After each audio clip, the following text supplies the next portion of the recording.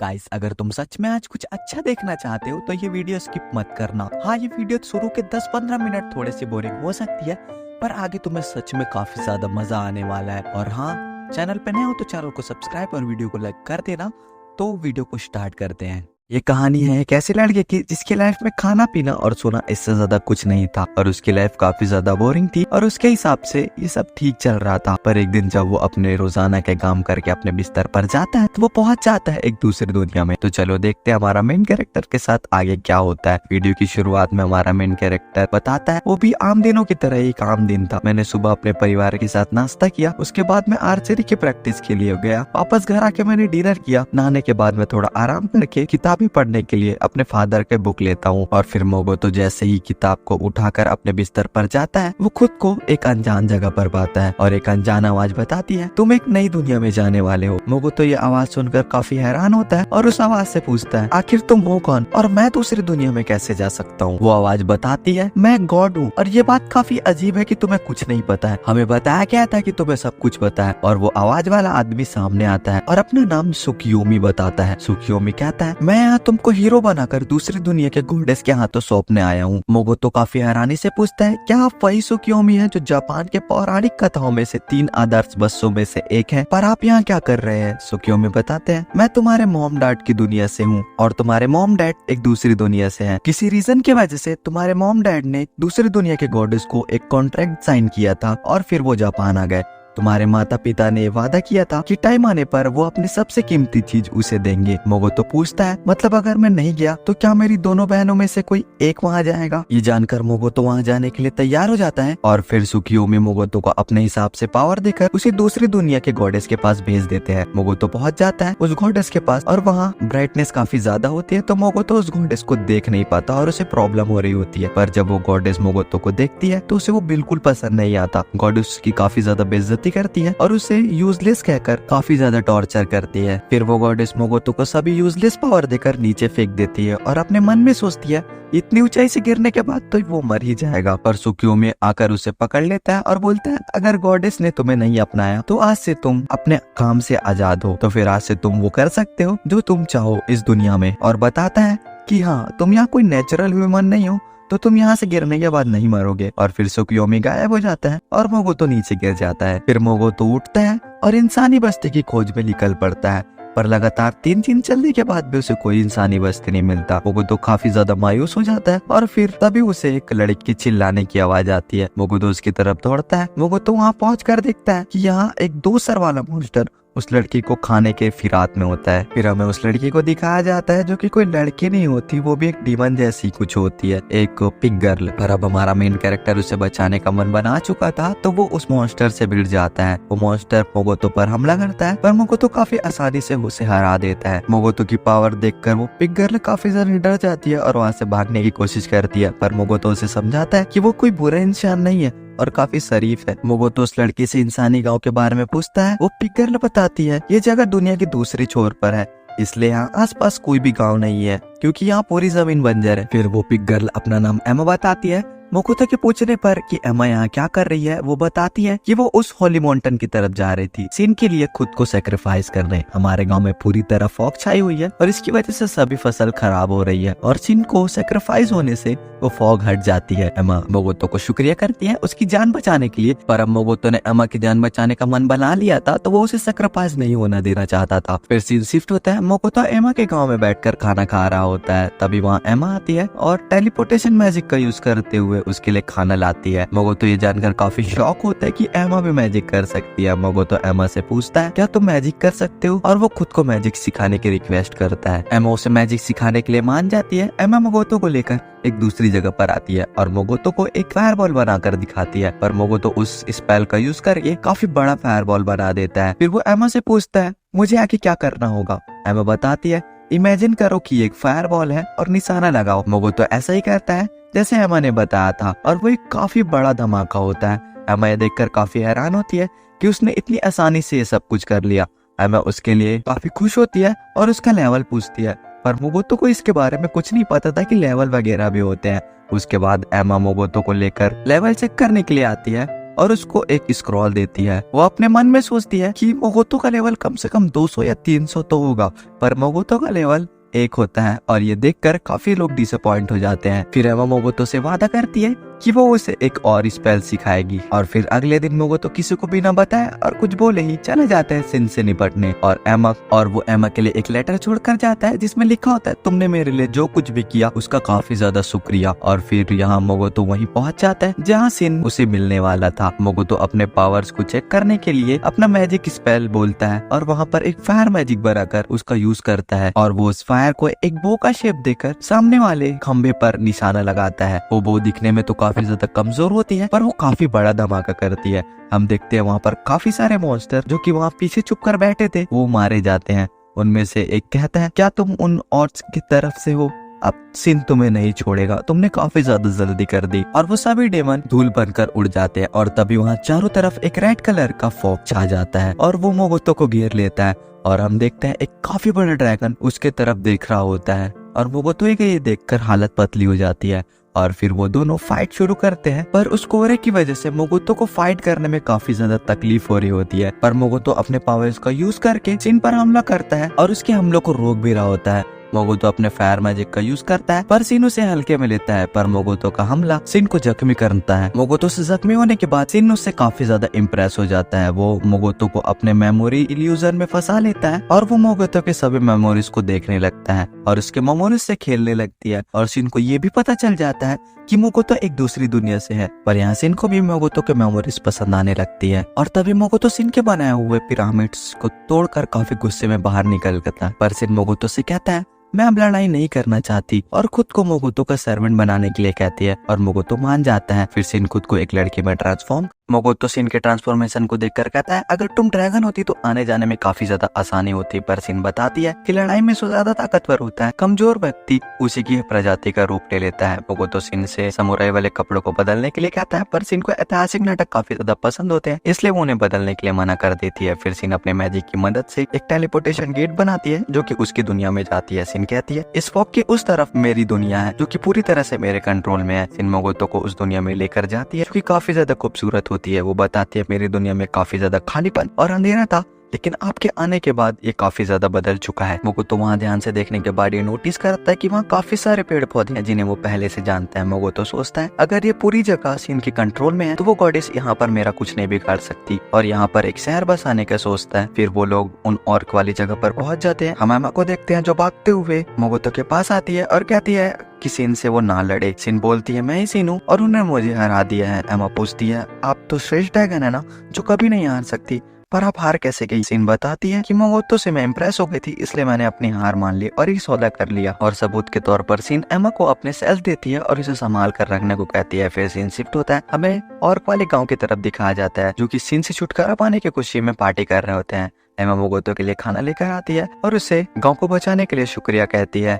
यहाँ गांव वाले लोग सोच रहे होते हैं कि मोगोतो ने सिन को हराकर हमारे गांव की लड़कियों का बदला लिया है। तभी सिन उन्हें एक हरी भरी जगह में रहने का ऑफर देती है और वो सभी ऑर्क मान जाते हैं। सुबह होते ही सभी ऑर्क अपना सामान बांधकर तैयार हो जाते हैं सिन की जगह पर जाने के लिए। मोगोतो को अभी भी कुछ नहीं पता होता, उसे अभी भी यही लग रहा होता है कि उन्होंने सब कुछ इसलिए किया क्योंकि वो उन्हें अलविदा कहना चाहते हैं। ऑर्क बताता है कि उन्होंने सिन के इलाके में रहने के प्रस्ताव को मान लिया है और अब वो वहीं रहेंगे। मोगोतो सिन से पूछता है आखिर तुम ये क्या बोल रही हो और ये कहाँ रहने की बात कर रहे हैं? सिन कहती है ये मेरी दुनिया की बात कर रहे हैं, आप ही ने तो वहाँ शहर बसाने की बात की थी और मैं वहाँ काफी सारे जीव जंतु को पहले से बेच चुकी हूँ। मोगोतो कहता है अगर उनमें से कोई खतरनाक मॉन्स्टर निकला तो तभी वहाँ पर एक छोटी बच्ची को देखते हैं जो कि सिन का छोटा रूप होती है। उसको देखकर मोगोतो को लगता है कि ये सिन की बेटी है, पर सिन उसे सब कुछ क्लियर करते हुए कहती है ये मेरा छोटा क्लोन है। मोगोतो के पूछने पर कि क्या वो सब सच में वहाँ रहना चाहते हैं और अपने गाँव को छोड़कर जाना चाहते हैं, एमा कहती है हम सभी ने तय कर लिया है कि हम सिन की दुनिया में रहेंगे। मोगोतो सिन से पूछता है कि गांव वाले रहेंगे कहाँ? सिन उसके पूरे गांव को ही अपने दुनिया में भेज देती है। फिर हमें कुछ दिनों बाद का सीन दिखाया जाता है। मोगोतो बताता है पहाड़ी और को यहाँ आए काफी दिन बीत चुके हैं। फिर हमें मोगोतो को दिखाया जाता है जो अपने मैजिक एलिमेंट्स को चेक कर रहा होता है और तभी सिन मोगोतो की मेमोरीज को देखने की बात कहती है। मोगोतो पहले तो मना करता है पर सिन के जिद करने पे वो मान जाता है। सिन बताती है कि जब वो अपनी यादों को देखे तो वो बिल्कुल ना हिले। फिर वो मोगोतो को छोड़कर किसी दूसरी चीज को ढूंढने के लिए बाहर चल जाती है। है। तभी मोगोतो अपने परिवार की तस्वीर को देखता है जो कि उसकी इमेजिनेशन से होती है और वो अपने मन में सोचता है कि उसकी माँ और उसके डॉट भी इसी दुनिया से थे। और मोगोतो अपने मॉम डैड के बारे में जानने का मन बना लेता है और अब वो डिसीजन लेता है कि उसकी लाइफ का यही गोल होगा कि वो अपने मॉम डैड के रास्ते पर चले। फिर सीन शिफ्ट होता है, हमें बूढ़े आदमी को भागते हुए दिखाया जाता है जो किसी से बचकर भाग रहा होता है और फिर वो गिर जाता है और तभी उस बूढ़े आदमी को एक स्पाइडर मॉन्स्टर आकर पकड़ लेती है और उसे मार देती है। फिर हम देखते हैं दो ऑर्क को जो बात कर रहे होते हैं पेड़ों की कटाई के बारे में। वो कहते हैं यहाँ पेड़ों की कटाई अच्छे से नहीं हो पा रही। मोगोतो उनके पास जाता है और उसकी परेशानी पूछता है। वो ऑर्क बताता है ये जगह के पेड़ काफी ज्यादा मजबूत है इसलिए वो इन्हें नहीं काट पा रहा है। वो चाहते हैं यहाँ पर पेड़ों को काटकर साफ सफाई कर कर यहाँ पे और भी सारे टेंट्स लगाए जाएं। फिर मोगोतो उन सभी की मदद करने के लिए अपना डैगर निकालता है और काफी आसानी से उस पेड़ को काट देता है मोगोतो और वो चोट को देखकर उसे हील कर देता है। पर जब वो खुद को हील करने की कोशिश करता है तो वो नहीं कर पाता। तभी वहाँ सीन आती है जिसके हाथों में वही बूढ़ा आदमी होता है जिसे हमने पहले देखा था। सीन बताती है हमारी इस दुनिया पर किसी ने अटैक किया है। सीन देखती है कि मोगोतो जख्मी है और उसे बताती है आपकी खून की खुशबू से वो मॉन्स्टर यहीं आएगा और अट्रैक्ट हो जाएगा। और तभी वो मॉन्स्टर वहां पर पहुंच जाता है। मोगोतो सिन को लड़ने के लिए कहता है पर सिन बहाने बनाने लगता क्योंकि उसका मन नहीं होता लड़ने का। मोगोतो मॉन्स्टर के हमले से बचता हुआ उसके एक पैर को काट देता है और अपने फायर मैजिक का यूज करता है। तभी मॉन्स्टर खुद को बार बार रीजनरेट करके मोगोतो पर हमला करती है। मोगोतो उस पर काफी ज्यादा अटैक करता है और उसे जख्मी कर देता है। फिर वो सिन से पूछता है तुमने तो कहा था कि ये एक हद तक जख्मी होने के बाद यहाँ से चली जाएगी पर ये जा क्यों नहीं रही। सिन कहती है शायद इतने जख्मी होने के बाद वो तुम्हें पसंद करने लगी है और वो भी तुम्हारी सर्वेंट बनना चाहती होगी। फिर उसी स्पाइडर मॉन्स्टर और मोगोतो की लड़ाई काफी नेक्स्ट लेवल होने लगती है और इसे देखकर काफी मजा आ रहा होता है।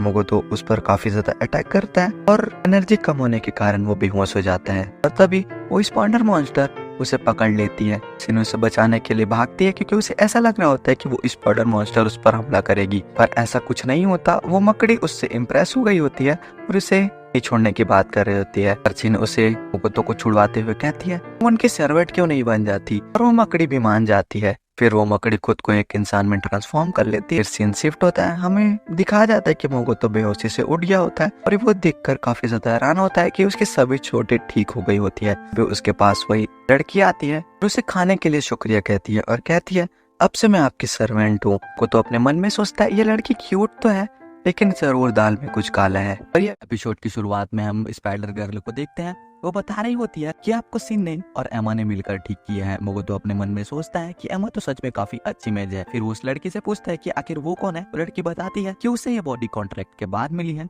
और वही ब्लैक स्पाइडर है और अब से वो उसकी सर्वेंट है। फिर यहाँ सिन और वही बूढ़ा आदमी आते हैं। सिन मोगोतो को देखकर काफी खुश होती है। मोगोतो कहता है आखिर तुमने मेरे इजाजत के बिना मेरा कॉन्ट्रैक्ट क्यों करा दिया। पर सिन कहती है एक ब्लैक स्पाइडर तुम्हारे पीछे पड़े इससे अच्छा तो यही है ना। तभी वो बूढ़ा आदमी कहता है क्या मैं आपसे बात कर सकता हूँ। मोगोतो इसको देखकर पहचान जाता है कि वो एक ऑर्फ है। सिन बताती है ये कोई आम ऑर्फ नहीं है बल्कि एक लीडर डॉर्क है और एक काफी ज्यादा अच्छे ब्लैक स्मिथ होते हैं। वो डॉर्क मोगोतो को ग्रेड करते हुए अपना नाम बताता है। उसका नाम बैरन होता है। बैरन मोगोतो को अपने गांव को बचाने के लिए शुक्रिया करता है और वो मोगोतो से रिक्वेस्ट करता है कि वो उसे अपने शहर में रहने दे। मोगोतो कहता है ठीक है आप यहाँ रह सकते हैं, वैसे भी हमारे पास काफी ज्यादा जमीन है। पर तभी सिन बीच में बोलती है हमारी भी कुछ शर्तें हैं, जैसे आपको हमारे शहर बसाने में मदद करनी होगी और हथियार उपलब्ध कराने में भी मदद करनी होगी। आने वाले टाइम पर तुम्हें टैक्स भी देना होगा। मोगोतो को लॉर्ड भी मानना होगा। बैरन सभी शर्तों को मानने के लिए तैयार हो जाता है और फिर हमें मोगोतो को एक सुनसान जगह पर जाते हुए दिखाया जाता है। वो बताता है मैं अपने मॉम डैड के निशान को ढूंढने के लिए हर रोज कई घंटे इंसानी गांव की तलाश करता हूँ और मोगोतो को एक इंसानी गांव मिल भी जाता है जो कि काफी ज्यादा दूर होता है। वहाँ जाने का सोचता है और तभी वहाँ पर सिन आती है और उसे अपने साथ लेकर आ जाती है। फिर सिन मोगोतो को उन दोनों को नया नाम रखने के लिए कहती है। मोगोतो ये जानकर काफी गुस्सा होता है कि उसने उससे इतनी दूर से इसलिए बुलाया है क्योंकि वो उसका नाम रख सके। पर सिन की काफी मनाने के बाद वो मान जाता है और फिर मोगोतो काफी सोचने के बाद भी कोई अच्छा सा नाम नहीं सोच पाता और फिर सिन रोने लगती है। मोगोतो उसे चुप कराता है और फिर और काफी सोचने के बाद वो सिन का नाम तोमोए रखता है, लेकिन हम लोग इसे सिन ही कहेंगे। मोगोतो बताता है ये नाम एक काफी ज्यादा जाबाज महिला समुराई का था। तोमोए ये नाम को काफी ज्यादा पसंद करती है और अब बारी होती है स्पाइडर गर्ल की। वो उससे पूछती है अगर कोई ऐसा नाम है जो तुम्हारे नाम रखने से पहले मुझे ध्यान देना चाहिए तो तुम मुझे बता सकती हो। पर वो लड़की मना करती है कि ऐसा कोई भी नाम नहीं है, वो उसका कोई भी नाम रख सकता है। फिर मोगोतो थोड़ा बहुत सोचता है और इसका नाम मियो रख देता है और उसे भी वो नाम काफी ज्यादा पसंद आता है। और फिर सीन शिफ्ट होता है, हमें मोगोतो को दिखाया जाता है और वो सभी क्लैन के लोगों को देखकर काफी ज्यादा हैरान होता है। उसके बाद सीन अनाउंस करती है कि आज से सभी लोग उसे तोमोए के नाम से जानेंगे और ब्लैक स्पाइडर को मियो के नाम से बुलाया जाएगा। फिर सीन सभी को मोगोतो को माय लॉर्ड, यंग मास्टर या किंग के नाम में से कोई एक नाम चुनने को कहती है और सभी लोग यंग मास्टर चुनते हैं। पर मोगोतो इस बात से डिसएग्री करता हुआ कहता है वो उसका नाम ना बदले। पर ऑर्क के मासूम चेहरा को देखकर वो भी पिघल जाता है। मियो कहती है नई प्रजाति इस शहर में बस चुकी है तो हमें इसका स्वागत करना चाहिए और एल्डर डॉर्क इस काम के लिए अपने मुखिया को मौका देना चाहते हैं। बट ऑर्क कहता है यंग मास्टर आप इंसान तो बिल्कुल नहीं लगते और आपके गुलाम भी किसी इंसान का आदेश का पालन बिल्कुल नहीं करेंगे। और कहता है लगता आपको गॉड्स ने किसी खास काम के लिए भेजा है। पर गॉड्स का नाम सुनकर मोगोतो काफी ज्यादा गुस्सा हो जाता है और वो इस बात से मना कर देता है। वो डॉर्क ये जानकर काफी खुश होता है। उसके बाद सीन अपने मिल्क लिजर्ड से मिलाती है और वो बताती है काफी ज्यादा पावरफुल होते हैं और ये हवा और पानी दोनों में रह सकते हैं। उसके बाद मियो अपने लोगों से मिलवाती है, इन्हें आलके कहते हैं और ये हमेशा भूखे रहते हैं पर आपसे मिलने के बाद ये काफी ज्यादा ठीक हो चुके हैं और जाग चुके हैं। इसके बाद मोगोतो उन सभी की काफी तारीफ करता है और कहता है आप सभी से मिलकर अच्छा लगा। और मोगोतो मियो और सिन को सभी को सब कुछ समझाने को बोलकर वहाँ से जाने लगता है। सिन पूछती है कि वो कहाँ जा रहा है। मोगोतो कहता है कि वो इंसानी गांव की खोज में जा रहा है। फिर मोगोतो उस गांव के पास पहुंच जाता है जिसको उसने पहले देखा था। उसे वहाँ एक लड़की भी दिखती है। फिर मोगोतो उस लड़की से बात करने के लिए जाता है पर वो लड़की उसे मॉन्स्टर बोलकर वहाँ से भाग जाती है। मोगोतो ये समझ नहीं आता आखिर उस लड़की ने उसे मॉन्स्टर क्यों कहा। फिर वो जब वो गांव के दरवाजे के पास पहुंचता है तो वो देखता है कि सभी लोग जंग के लिए तैयार होते हैं और जब वो बात करने की कोशिश करता है तो गांव वाले उस पर हमला कर देते हैं। फिर मोगोतो को याद आता है कि उस गॉडेस ने उसे ये पावर दी है कि वो इंसानों से नहीं बल्कि दूसरे प्रजाति के लोग से बात कर सकता है। उसके बाद एमा वहाँ आती है और क्या हुआ पूछती है। मोगोतो बताता है कि वो इंसानों की भाषा नहीं बोल सकता। एमा पूछती है क्या वो कॉमन की बात कर रहा है। यहाँ सभी लोग कॉमन बोल पाते हैं और ये जानकर मोगोतो काफी दुखी होता है। फिर वो बताता है पर उन्होंने मुझ पर हमला भी किया था। सिन कहती है ये आपकी मैजिकल पावर्स की वजह से हो सकता है। जब आप उनके सामने गए होंगे तो उन्हें ऐसा लगा होगा कि जैसे काफी सारे डेमन लॉर्ड उसके सामने आ गए हैं। सिन पूछती है तो क्या आप इंसानी गांव में नहीं जाएंगे। वो तो कहता है बिल्कुल जाऊंगा लेकिन उससे पहले मैं कॉमन सीखूंगा और अपनी शक्तियों पर काबू पाऊंगा। हमें एक हफ्ते बाद दिखाया जाता है। वो बताता है मैं कॉमन पढ़ना और लिखना तो सीख गया हूँ पर मैं अभी बोल नहीं पाता। फिर हमें 2 हफ्ते बाद दिखाया जाता है एल्कल और वहाँ आते हैं और उसके लिए एक अंगूठी लाए होते हैं और वो बताते हैं कि ये अंगूठी पहनने वाले की मैजिक पावर सोख लेता है और उसे मार देता है। और मोगोतो जैसे उस अंगूठी को पहनता है तो वो टूट जाती है। हमें 1 महीने बाद दिखाया जाता है मियो मोगोतो को कॉमन सिखा रही होती है पर वो अभी भी उसे बोल नहीं पा रहा होता। वो लिख कर कहता है कि ये काफी ज्यादा मुश्किल है और उसे एक आइडिया आता है कि वो इंसानों से इसे लिखकर बात करेगा। फिर वो डॉर्क उसके लिए एक नई अंगूठी लाता है जो पहले वाले से काफी ज्यादा ताकतवर थी। मोगोतो उसे पहनता है और ये काम भी करती है और फिर निकल जाते हैं इंसानों की बस्ती की तरफ। वो सभी वहाँ व्यापारी बनकर जाते हैं और काफी आसानी से अंदर भी चले जाते हैं। पर हम देखते हैं एक लड़की जो उन्हें ऊपर से देख रही होती है और फिर वो सभी एक एडवेंचर गिल्ड पर जाते हैं। उस गिल्ड की रिसेप्शनिस्ट उसे वेलकम करती है। वो रिसेप्शनिस्ट मोगोतो को देखकर कहती है आपने काफी ज्यादा अजीब कपड़े पहने हैं। पियो और सिन कहते हैं असल में ये आदमी एक काफी बड़ी कंपनी का मालिक है। सफर के दौरान इसे एक कर्ज मिल गया था इसलिए इनको ये मास्क और ये अंगूठी पहननी पड़ती है और उसे श्राप की वजह से ये बात भी नहीं कर पाते। फिर वो रिसेप्शनिस्ट उन्हें कहती है हमारे पास आपके लिए काफी सारे काम है। यहाँ सभी मिशन अपने अपने रैंक हैं और काम पूरा करने पर आपका लेवल बढ़ जाता है और कुछ स्पेशल तरह के काम भी हैं। वो तो सोचता है जितनी ज्यादा रिस्क होगा उतना ही ज्यादा फायदा। और फिर रिसेप्शनिस्ट कहती है क्योंकि आप एक बड़ी ट्रेडिंग कंपनी के मालिक हैं तो आपको रजिस्ट्रेशन के लिए मर्चेंट गिल्ड पर जाना होगा। उसके बाद हम देखते हैं वो रिसेप्शनिस्ट सिन और मियो का लेवल चेक करती है।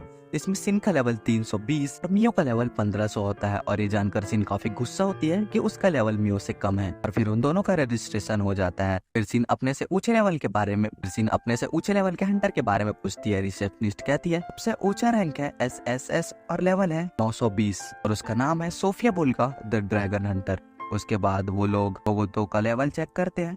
इसका लेवल अभी भी 1 ही होता है। फिर वो रुकने के लिए एक होटल रूम पर जाते हैं पर रूम मैनेजर उन्हें एक रात के सोने के सिक्के बताता है जो कि काफी ज्यादा महंगा होता है और फिर सिन उसे डराकर 2 सोने के सिक्के में राजी कर लेती है। उसके बाद मोगोतो सिन को आज रात के सामान की निगरानी करने के लिए कहता है और सिन मान जाती है और फिर हमें सिन को सामान वाले गाड़ी पर बैठा हुआ दिखाया जाता है और उसके ऊपर कुछ लोग हमला करने वाले होते हैं। फिर हम मियो को देखते हैं जो मोगोतो के साथ खाना खाने जा रही होती है, लेकिन तभी उनके पास एक छोटी बच्ची आती है।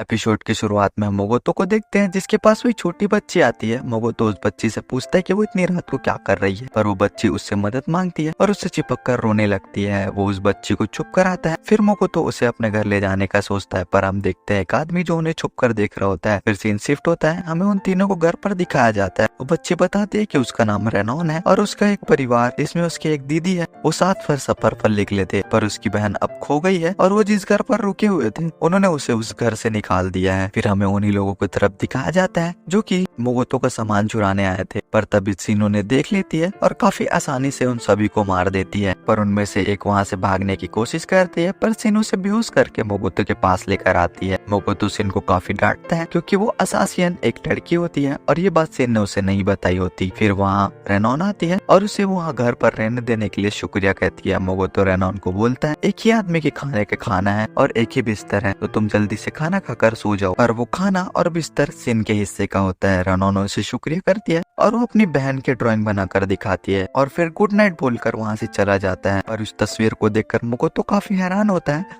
और थोड़ा उदास भी हो जाता है। फिर हम मियो को देखते हैं जो उन सभी असासियन को खाकर वापस आ रही होती है जिनको सिन ने मारा था। पर जब वो कमरे में जाती है तो मोगोतो सिन की मदद से उस असासियन की मेमोरीज को चेक कर रहा होता है जिसको उन्होंने पकड़ा था। मिया मोगोतो को देखकर सोचती है आज यंग मास्टर कुछ अलग लग रहे हैं। मोगोतो कहता है ये चोर दरअसल उस गिल्ड में था जहाँ पर हम थे और इसका रेनॉन से कुछ नाता है। फिर सिन मियो को रेनॉन की बहन का फोटो दिखाती है और कहती है कि इन लोगों ने इसे किडनैप कर लिया है। फिर मोगोतो मियो और सिन को रेनॉन की बहन को ढूंढने के लिए कहता है, पर मियो कहती है इतनी जल्दी क्या है, हमें ये भी नहीं पता कि वो लड़की जिंदा भी है या नहीं। पर मोगोतो काफी सीरियस होकर मियो को उसे ढूंढने के लिए कहता है और फिर मियो और सिन उसे ढूंढने के लिए चले जाते हैं। फिर हमें रेनॉन की बहन की तस्वीर दिखाई जाती है जो कि बिल्कुल मोगोतो की दोस्त हाशिकावा की तरह दिख रही होती है। फिर हमें मियो और सिन को दिखाया जाता है। मियो बोलती है यंग मास्टर सबसे शांति और अच्छे से बात करते हैं, पर उस लड़की की तस्वीर देखने के बाद वो काफी अजीब बर्ताव कर रहे थे। सिन मियो की बात से एग्री करती है। मियो को ऐसा लगता है जैसे मोगोतो उस लड़की को पहले से जानता है, पर सिन उससे कहती है ऐसा नहीं हो सकता क्योंकि मैंने अपनी पावर की मदद से उनकी पूरी मेमोरीज को देखा है। और ये बात जानकर मियो काफी हैरान होती है कि उसने मोगोतो की पूरी मेमोरीज देख रखी है। फिर वो दोनों उस लड़की को ढूंढने के लिए निकल जाते हैं। फिर हम मोगोतो और रेनॉन को देखते जो कि फल बेचने के लिए बाजार पर जा रहे होते हैं और रेनॉन को ये बात काफी अजीब लगती है कि मोगोतो को गाड़ी चलाने नहीं आती। मोगोतो कहता है तुम काफी समझदार हो रेनॉन, और मैंने तुम्हारी दीदी को ढूंढने के लिए सिन और मियो को भेज दिया है, वो काफी जल्दी मिल जाएंगी। फिर हमें रेनॉन का फ्लैशबैक दिखाया जाता है। रेनॉन अपनी दीदी से कहती है हम पर फिर से कर्जा चढ़ गया, पर अभी तो हमने कर्जा भरा था। पर रेनॉन की दीदी कहती है कोई बात नहीं, हम इसे फिर से जल्दी ही चुका देंगे। फिर सीन शिफ्ट होता है। हमें रेनॉन की दीदी को दिखाया जाता है जो कि काफी जख्मी होती है और वो कहती है माफ करना, मैं रीसो को नहीं हरा पाई। फिर वो रेनॉन को सीजो भाग जाने के लिए कहती है। रेनॉन वहाँ से निकलती है, पर रास्ते में रीसो के आदमी उसे पकड़ लेते हैं। फिर हम रेनॉन की बहन को दिखाया जाता है जो कि कैद होती है और काफी कमजोर हालत में पड़ी होती है। रेनॉन की बहन बताती है उसके परिवार की कई पीढ़ियां मॉन्स्टर को मारने का काम कर रही है, पर हमारे एक पूर्वज जो जीवन से मुकाबला करने के बाद हार गए और अपने खास डैगर भी हार गए, पर अपने परिवार की इज्जत वापस लाने के लिए मैं दुनिया के उस बंजर इलाके में पहुंची, पर मैं कुछ नहीं कर पाई। फिर हमें सिन और मियो की आवाज आती है, इसका मतलब वो दोनों वहाँ पर पहुंच चुके हैं। हम देखते हैं वो लड़की काफी कमजोर होती है, इस वजह से मियो अपनी पावर का यूज करके उसे हील कर देती है और कहती है हमें यहाँ से जल्दी यंग मास्टर के पास जाना होगा। पर वो देखते हैं कि दरवाजा किसी ने बाहर से बंद कर दिया होता है, तो वो अपनी मैजिक से पूरे दरवाजे को ही पिघला देती है। फिर वहाँ से बाहर निकलने के बाद एक आदमी आता है। लड़की बताती है ये जेत्सुया का सबसे ताकतवर आदमी जेल्स एस है। फिर हम मोगोतो को देखते हैं जिसने अपने सारे फल बेच दिए होते हैं और उन्हें बेचकर वो काफी हैरान होता है क्योंकि उस फल के बदले उसे 500 सोने के सिक्के मिले होते हैं। फिर रेनॉन उस मास्क वाले आदमी को देखकर वहाँ से बहाना बना कर भाग जाती है, पर मोगोतो समझ जाता है कि वो उस मास्क वाले आदमी के पास जा रही है। उसके बाद वो अपनी पावर का यूज करके उन्हें देखने लगता है। फिर हमें उसी आदमी को दिखाया जाता है जो कि उस गिल्ड मेंबर था। वो रेनॉन से पूछता है इतनी देर क्यों हो गई, वो आखिर कर क्या रही थी। फिर रेनॉन उससे जो कुछ भी हुआ सब कुछ डिटेल में बताती है और कहती है उस फल के बेचने के बदले उसे 500 सोने के सिक्के मिले। फिर वो आदमी उसे चुरा कर लाने के लिए कहता है, पर रेनॉन कहती है मैं चोर नहीं हूँ, और वो मना करती है। पर वो आदमी उससे कहता है अगर तुमने ऐसा किया वो उसकी दीदी को छोड़ देगा और उसके सारे कर्ज माफ कर देगा। और फिर ये सुनकर रेनॉन मान जाती है। और सब कुछ मोगोतो देख रहा होता है और सोचता है इस गाँव को बदलने की काफी ज्यादा जरूरत है। फिर एस रेनॉन की दीदी से कहता है तुम्हारा नाम टोवा है ना, तुम आखिर चल भी कैसे सकती हो। सिन उससे पूछती है क्या तुम इसे बचाने नहीं आई हो। फिर हमें पता चलता है कि इन सब बुरे काम के पीछे एस ही है, जो कि इन पूरे लोगों का बॉस है। फिर एस का एक आदमी कहता है तुम दोनों वही हो ना जिनका लेवल 1000 से ज्यादा है। वो आदमी उनके लेवल को नकली कहता है। फिर एस कहता है तुम्हारे लेवल को देखकर तुम्हें उस आदमी को मारने का काम मिलेगा जो कि जत्सुया का सबसे खतरनाक आदमी है। पर वो दोनों कहती है हम उससे क्यों लड़ेंगे, हम उसे नहीं हरा सकते। और एस उन्हें कहता है वो दोनों इसके साथ काम करे, वो उन्हें काफी आराम की जिंदगी प्रोवाइड करेगा। और जैसा कि हम सभी को पता है वो दोनों ही उसे मना कर देते हैं। उसके बाद एस मोगोतो की बेइज्जती करना शुरू कर देता है। और ये सुनकर वो दोनों काफी ज्यादा गुस्सा हो जाती है और उस पर हमला करती है। एस अपनी शील्ड को सामने ला लेता है और उस अटैक से बच जाता है। और इस बार वो दोनों ही तैयार होकर उस पर हमला करती है। सिल पहला हमला सिन करने के लिए कहती है। आगे बढ़ती है, इतनी जोर से हमला करती है कि पंच शील्ड को तोड़ता हुआ सीधा एस पर जाकर पड़ता है। और उस पंच को खाने के बाद एस की हालत खराब हो जाती है। फिर मियो उसे पकड़कर काफी ज्यादा थप्पड़ मारती है और उसके गालों को सुझा देती है। फिर वो दोनों मिलकर सभी को हरा देते हैं। सिन कहती है मियो मैंने तुमसे ज्यादा लोगों को मारा है। मियो कहती है शायद मैंने तुमसे 2 लोगों को ज्यादा मारा है। फिर उनकी बहस हो जाती है और वो लोग अपना अटैक पावर दिखाने के चक्कर में पूरे गांव को तबाह कर देते हैं। रेनॉन वहां आ जाती है और अपनी दीदी को देखकर वो काफी ज्यादा इमोशनल हो जाती है। फिर सीन शिफ्ट होता है रेनॉन और उसकी बहन को दिखाया जाता है। दोनों मोगोतो को शुक्रिया कहते हैं। वो तो अपने मन में सोचता है इसके बालों को छोड़कर ये लड़की पूरी तरह हासीगावा की तरह दिखती है, पर ये वो नहीं है। मोगोतो मियो से पूछता है तुम स्पाइडर सिल्क बना सकती हो, जिस पर मियो हाँ कहती है। और फिर मोगोतो मियो की स्पाइडर सिल्क से उन दोनों को बांध देता है। फिर अपने तीर को लपेटकर वो आसमान में छोड़ता है और उन दोनों को ही आसमान में फेंक देता है। और हम देखते हैं उन दोनों की लड़ाई की वजह से वो पूरा गांव ही तबाह हो चुका। एपिसोड की शुरुआत में हमें एक जगह को दिखाया जाता है और मोगोतो की आवाज हमें बताती है कि जत्सुया से निकलने के बाद वो पहली जगह थी जहाँ वो ठहरे हैं। फिर वहाँ हमें एक रिसेप्शनिस्ट को दिखाया जाता है जो कि काफी हैरान होती है ये सुनकर कि जत्सुया शहर पूरी तरह बर्बाद हो चुका है। वो आदमी कहता है कि हाँ वहाँ कुछ मॉन्स्टर ने आकर ये काम किया।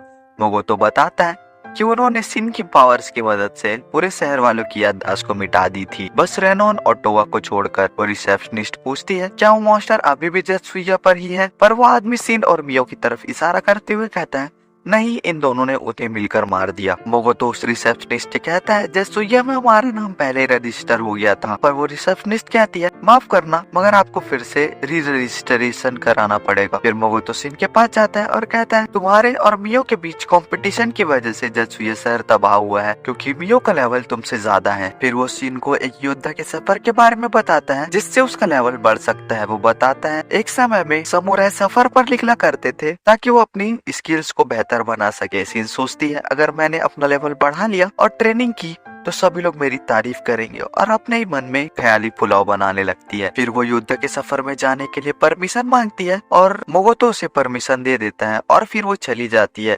मियो सोचती है अगर सिन ट्रेनिंग फेयर जा रही है तो क्या हम और यंग मास्टर एक साथ अकेले रहेंगे, पर ऐसा वो सिर्फ सोच रही होती है क्योंकि उसके साथ रेनॉन और उसके काफी सारे साथी होते हैं। उसके बाद मोगोतो सेंस करता है कि आगे काफी सारे मॉन्स्टर हैं और फिर वो उन्हें मियो को मारने के लिए कहता है। और फिर मियो अपने एक ही अटैक से उन सभी मॉन्स्टर्स को मार देती है और सभी लोग उससे काफी इम्प्रेस हो जाते हैं। मोगोतो आगे बढ़ने के लिए कहता है पर वो टोवा उससे कहती है ये काफी कीमती होते हैं तो हमें इन्हें इकट्ठा कर लेना चाहिए। और फिर मोगोतो मान जाता है। उसके बाद वो लोग काफी लंबी सफर तय करते हैं जिसमें उन्हें काफी सारे मॉन्स्टर मिलते हैं, पर मियो काफी आसानी से उन सभी को हरा देती है। फिर हमें सीगे शहर के गेट को दिखाया जाता है, पर जब वो आगे बढ़ते हैं तो उन्हें एक रूबी आइस नाम के काफी रेयर मॉन्स्टर मिलते हैं। मोगोतो मियो से उन्हें मारने के लिए कहता है, पर मियो उन्हें मारने के लिए तैयार भी हो जाती है। पर तभी टोवा कहती है सुनो मियो, उन मॉन्स्टर को मारते समय उनके सिर को नुकसान मत पहुंचाना। और फिर उन मॉन्स्टर पर सभी अपनी अपनी अपनी डिमांड करने लगते हैं, पर मियो इस बात से नाराज हो जाती है और मोगोतो को उन्हें मारने के लिए कहती है। फिर मोगोतो अपने तीर धनुष को पकड़कर चला जाता है अपने स्किल्स दिखाने। फिर मोगोतो काफी आसानी से और सफाई से सभी मॉन्स्टर के रेयर पार्ट को बिना नुकसान पहुंचाए उन्हें मार देता है। फिर वो लोग वहाँ से सब कुछ इकट्ठा कर देते हैं और फिर शहर की तरफ आगे बढ़ने लगते हैं। उसके बाद हमें सीगे शहर को दिखाया जाता है जो कि काफी ज्यादा खूबसूरत होता है और यहाँ काफी बिल्डिंग्स होती है। फिर मोगोतो दोबारा रजिस्ट्रेशन कराता है। वहाँ की रिसेप्शनिस्ट कहती है आपका लेवल 1 है और रैंक E पर है आप। फिर मोगोतो मिशन बोर्ड की तरफ देखता है जहाँ उसे A और B रैंक के अलावा और कोई मिशन नहीं दिख रहे होते। तभी उसकी नजर एक स्पेशल मिशन पर पड़ती है जो कि S रैंक की होती है। फिर जब मोगोतो उस मिशन को अच्छे से देखता है तो वो रिक्वेस्ट एक ट्रेडिंग कंपनी की होती है और उसमें रूबी आइस की जरूरत होती है और ये जानकर मोगोतो काफी खुश हो जाता है। तभी वहाँ पर टोवा आती है और उससे बताती है सफर के दौरान उनका लेवल बढ़ गया है और वो मोगोतो को शुक्रिया करती है। फिर वो सभी लोग सफर के दौरान मिले सभी सामान को बांटने लगते हैं, जिसमें मोगोतो उसमें से सभी रूबी आइस को ले लेता है। फिर टोवा उसे अलविदा लेती है और सभी काफी उदास हो जाते हैं, पर मोगोतो कहता है क्यों ना हम सभी अपने सफर का अंत एक शानदार खाने के साथ करें और फिर सभी लोग मान जाते हैं। फिर टोवा अपने कार्ड कांटेक्ट को चेंज करती है मोगोतो के साथ और फिर रात हो जाती है। मियो और मोगोतो को उसके बताए रेस्टोरेंट पर पहुंच जाते हैं और फिर वो लोग खाना खाते हैं, पीते हैं, एंजॉय करते हैं। फिर टोवा मोगोतो को पूछती है क्या वो रेम्ब्रांड ट्रेडिंग के लिए काम कर रहा है। मोगोतो कहता है हाँ, पर आखिर क्या बात है।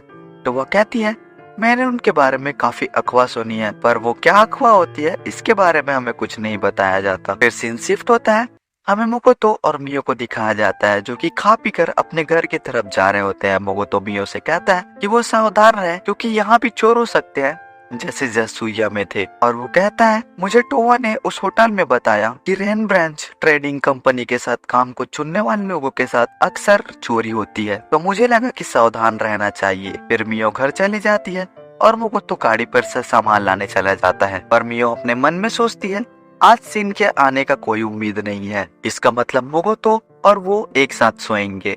और ऐसा बस वो सोच रही होती है और अपने मन में ख्याली पुलाव बनाने लगती है। पर जब वो घर जाकर देखती है तो उसके रूम में 2 बेड होते हैं। वो एक बेड को तोड़ने का सोचती है, पर तभी मोगोतो वहाँ आ जाता है। मियो उसे देखकर पूरा हैरान हो जाती है और उसका पूरा प्लान चौपट हो जाता है। फिर मोगोतो वहाँ आता है और सीधा सो जाता है। उसके बाद सुबह हो जाती है और फिर वो दोनों दिन की दुनिया पे पहुंच जाते हैं। तभी उनके पास एमा और सिन के क्लोन आती है। मोगोतो बताता है वो लोग सीगे सुरक्षित पहुंच गए हैं और वहाँ एक ट्रेडिंग कंपनी शुरू करने वाले हैं। एमा कहती है आप इतनी अजीब तरह से क्यों बात कर रहे हैं। वो बताता है कि बाहर के लोगों से उसे ऐसे ही बात करनी पड़ती है, इसलिए वो ऐसे बात कर रहा है। पर एमा मोगोतो को काफी गुस्से में कहती है फर्क नहीं पड़ता कि आप बाहर कैसे बात करते हैं, पर आप यहाँ पर हैं तो अपने ओहदे का ध्यान रखते हुए बात करता चाहिए। फिर मोगोतो इस बात के लिए माफी मांगता है। उसके बाद एमा सभी प्रजातियों की स्थिति के बारे में बताती है, जैसे एल्का पहाड़ों पर रहेंगे और वो वहीं से आपके सभी कामों को देखेंगे। ऑर्क्स और मिड्स लिजर्ड्स उनकी मदद करेंगे। वहीं पर डॉग घर बनाने में और मरम्मत का काम करने में मदद करेंगे, साथ ही वो अपने लिए हथियार भी बनाएंगे। फिर एमा कहती है मैंने मिस्ट लिजर्ड को मैदान साफ करने के लिए और गांव की रखवाली करने का काम दे दिया है और फिर सब ने अपना काम शुरू भी कर दिया है। उसके बाद वो छोटी सीन बताती है सारे ऑर्क आपके लिए घर बनाने का काम कर रहे हैं। पर मोगोतो उसे देखकर काफी हैरान होता है क्योंकि वो जगह काफी बड़ी होती है। मोगोतो उनसे कहता है क्या वो लोग यहाँ पर कोई महल बना रहे हैं, पर छोटी सीन कहती है वो इस जगह का यूज गेस्ट रूम की तरह करेंगे। मोगोतो कहता है इसके लिए तो काफी समय और काफी लोगों की जरूरत पड़ेगी। पर हमें कहती है फिलहाल ऐसी कोई परेशानी नहीं है क्योंकि उन्होंने अपना काम करने का तरीका उसकी यादों की तरह रखा है। और ये जानकर मोगोतो काफी हैरान होता है, पर उसे याद आता है किसी ने उसकी सारी यादों को देखने के लिए इकट्ठा करके रखा है। फिर मोगोतो एमा से कहता है उसकी काफी समय से कोई बात नहीं हुई है। एमा की बात उससे हुई है, पर एमा मना करती है। उसके बाद वो छोटी सिन से पूछता है इसका नाम फ्रैगमेंट है तो हम भी इसे फ्रैगमेंट ही कहेंगे। मोगोतो पूछता है क्या उसकी बात सिन से हुई, पर वो भी मना करती है। उसके बाद वहाँ एल्डर डॉफ आते हैं। मोगोतो उनसे पूछता है बैरन आपकी छड़ी कहाँ है, पर बैरन बोलता है मैंने अपने चलने के लिए एक गैजेट बनाया है, अब सभी काम बच्चों पर तो नहीं छोड़ सकते ना। उसके बाद बैरन उसे कुछ खास दिखाने के लिए अपने घर की तरफ लेकर जाता है। फिर वो उसे शॉप पर ले जाता है और काफी सारे आर्मर्स दिखाता है और बताता है कि उसे बनाने के लिए उसने और उसके लोगों ने काफी ज्यादा मेहनत की है। और मोगोतो माफी मांगते हुए कहता है मुझे इसकी कोई जरूरत नहीं है। और ये सुनकर उस सभी लोग को काफी गहरा सदमा पहुंचता है। मोगोतो बोलता है मैं एक व्यापारी हूँ तो मेरे लिए कोई काम का नहीं। पर तभी उसकी नजर एक आर्मर पर पड़ती है जो कि उसे काफी ज्यादा पसंद आती है। बैरन कहता है इसे कोई ने बनाया है। फिर हमें उसी डॉर्फ को दिखाया जाता है जिसने अंगूठी बनाई थी। तो कोई बताता है यह आर्मर आपकी मैजिक पावर को कुछ हद तक सोख लेगी पर ये काफी ज्यादा मजबूत रहेगी। विमोगो तो उसे पहन लेता है। तो कोई बताता है आर्मर शारीरिक और जादुई दोनों तरीकों के हमले से रक्षा करेगा। लान होने पर यह आपके बचाव से कम और तेजी में ज्यादा प्रभाव डालेगा। मोगोतो उसे ट्राई करता है और वो आर्मर जादू से भरकर फट जाता है। मोगोतो कहता है क्या आप मेरे लिए कुछ ऐसा बना सकते हैं जो इससे ज्यादा ताकतवर हो। फिर सीन शिफ्ट होता है। हमें कुछ नए लोगों को दिखाया जाता है जो कि एल का होते हैं। इन्हें देखकर मोगोतो काफी हैरान होता है। और मियो बताती है कि उसने उन्हें रूप बदलने की ट्रेनिंग दी है पर वो लोग ज्यादा देर तक ये रूप बदल कर नहीं रह सकते। उसके बाद वो लोग सभी मशरूम को मोगोतो को देते हैं जिसकी उसे जरूरत होती है। और फिर हमें मोगोतो को उस शहर में दिखाया जाता है। वो कहता है इनसे बात ना होने के कारण और मियो की कभी न खत्म होने वाली भूख के कारण मैंने अकेले ही क्लाइंट से मिलने का सोचा। वो उन्हीं क्लाइंट के यहाँ पहुंच जाता है। एपिसोड की शुरुआत में हमें उसी एडवेंचरस गिल्ड को दिखाया जाता है जहाँ पर मोगोतो रुका हुआ था। और फिर वहाँ पर एक आदमी आता है और वो मोगोतो की इन्फॉर्मेशन लेने लगता है। फिर सीन शिफ्ट होता है। हमें उसे ट्रेडिंग कंपनी को दिखाया जाता है जहाँ पर मोगोतो गया था। वहाँ का ओनर अपना इंट्रो देते हुए बताता है मेरा नाम पैट्रिक है और मैं यहाँ का मालिक हूँ। मोगोतो उससे कहता है माफ करना दोस्त लेकिन मैं किसी वजह से बस लिख कर बात कर सकता हूँ। पैट्रिक उससे पूछता है उसका सीगिया कितने समय हो गया। पर मोगोतो बताता है जेत्सुया से सीगिया आते समय वो अपने गोदामों कर आया है इसलिए वो यहाँ पर आने में काफी लेट हो गया और वो यहाँ पर कल ही पहुंचा है। पैट्रिक कहता है मैं ज्यादातर एडवेंचरर्स को जानता हूँ पर मैंने कभी तुम्हारा नाम नहीं सुना। मोगोतो बताता है कि वो ई रैंक पर है और वो उसी के साथ लेवल 1 पर है और सबसे जरूरी बात ये उसका पहला काम है। पर ये बात सुनकर पैट्रिक अपने भाई को थोड़ा हल्के में ले लेता है और कहता है वो मॉन्स्टर्स तुमसे काफी ज्यादा खतरनाक है तुम उनका सामना नहीं कर पाओगे। फिर मोगोतो 2 रूबिया इसकी आंखें निकालता है और उसके मुंह पर फेंक के मारता है और ये देखकर तो पैट्रिक की हालत खराब हो जाती है भाई। और फिर वो मोगोतो से माफी मांगता है। मोगोतो उससे पूछता है आखिर तुम इसका करने क्या वाले हो। पैट्रिक बताता है कि हमें इसकी काफी ज्यादा जरूरत है। अब इससे एक खास तरह की मेडिसिन बनाने वाले हैं जो किसी भी बीमारी का इलाज कर सकती है और इस मेडिसिन का नाम है अमरूसिया। फिर पैट्रिक बताता है कि उसकी बीवी और दोनों बच्चे एक श्रापित बीमारी से ग्रसित है। मोगोतो पूछता है ये श्रापित बीमारी क्या होता है। पैट्रिक बताता है श्रापित बीमारी वो होती है जो विच डॉक्टर्स किया कहते हैं। पैट्रिक का बटलर बताता है मालकिन और दोनों बेटियां लेवल 8 की श्रापित बीमारी से ग्रसित है और उन्हें ये पता चला कि उनका इलाज बस अमरोसिया से किया जा सकता है। पैट्रिक बताता है कि उन्होंने उस विच डॉक्टर को पकड़ तो लिया पर उसने कुछ बताया नहीं, सिर्फ ये बताया कि ये बीमारी लेवल 8 की है। फिर मोगोतो कहता है ठीक है ये सब तो होते रहेगा पर वो उस बीमारी को बनता हुआ देखना चाहता है क्योंकि वो एक एल्केमिस्ट को जानता है जो इस काम में माहिर है। अगर वो इस दवाई को बनाएगा तो ये दवाई काफी जल्दी बन जाएगी और ये काफी ज्यादा असरदार भी रहेगा उन लोग के लिए। फिर पैट्रिक बताता है कि एक आदमी के दवाई के लिए 2 रूबिया इसकी जरूरत पड़ती है और उन्हें ऐसे 4 और चाहिए।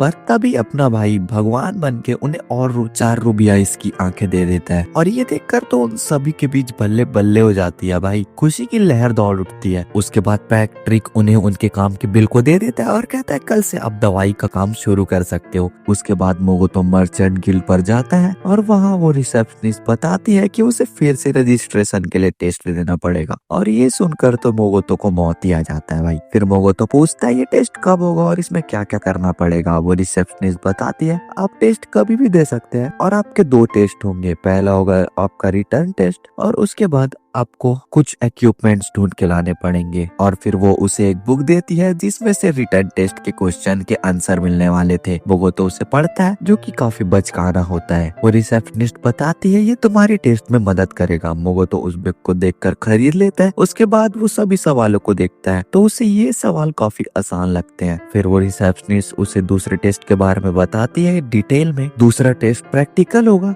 जिसके लिए आपको कुछ सामान इकट्ठा करना होगा, जिसमें से आसान चीजें से लेकर मुश्किल चीजें हैं, जिसमें आसान चीजें खाली बोतल और मुश्किल चीजें जैसे मॉन्स्टर के दांत वगैरह। उसके बाद मोकोतो उस पूरी बुक को पढ़ लेता है जो उसने खरीदी थी, और फिर वो रिसेप्शनिस्ट से कहता है वो रिटर्न टेस्ट अभी देना चाहता है।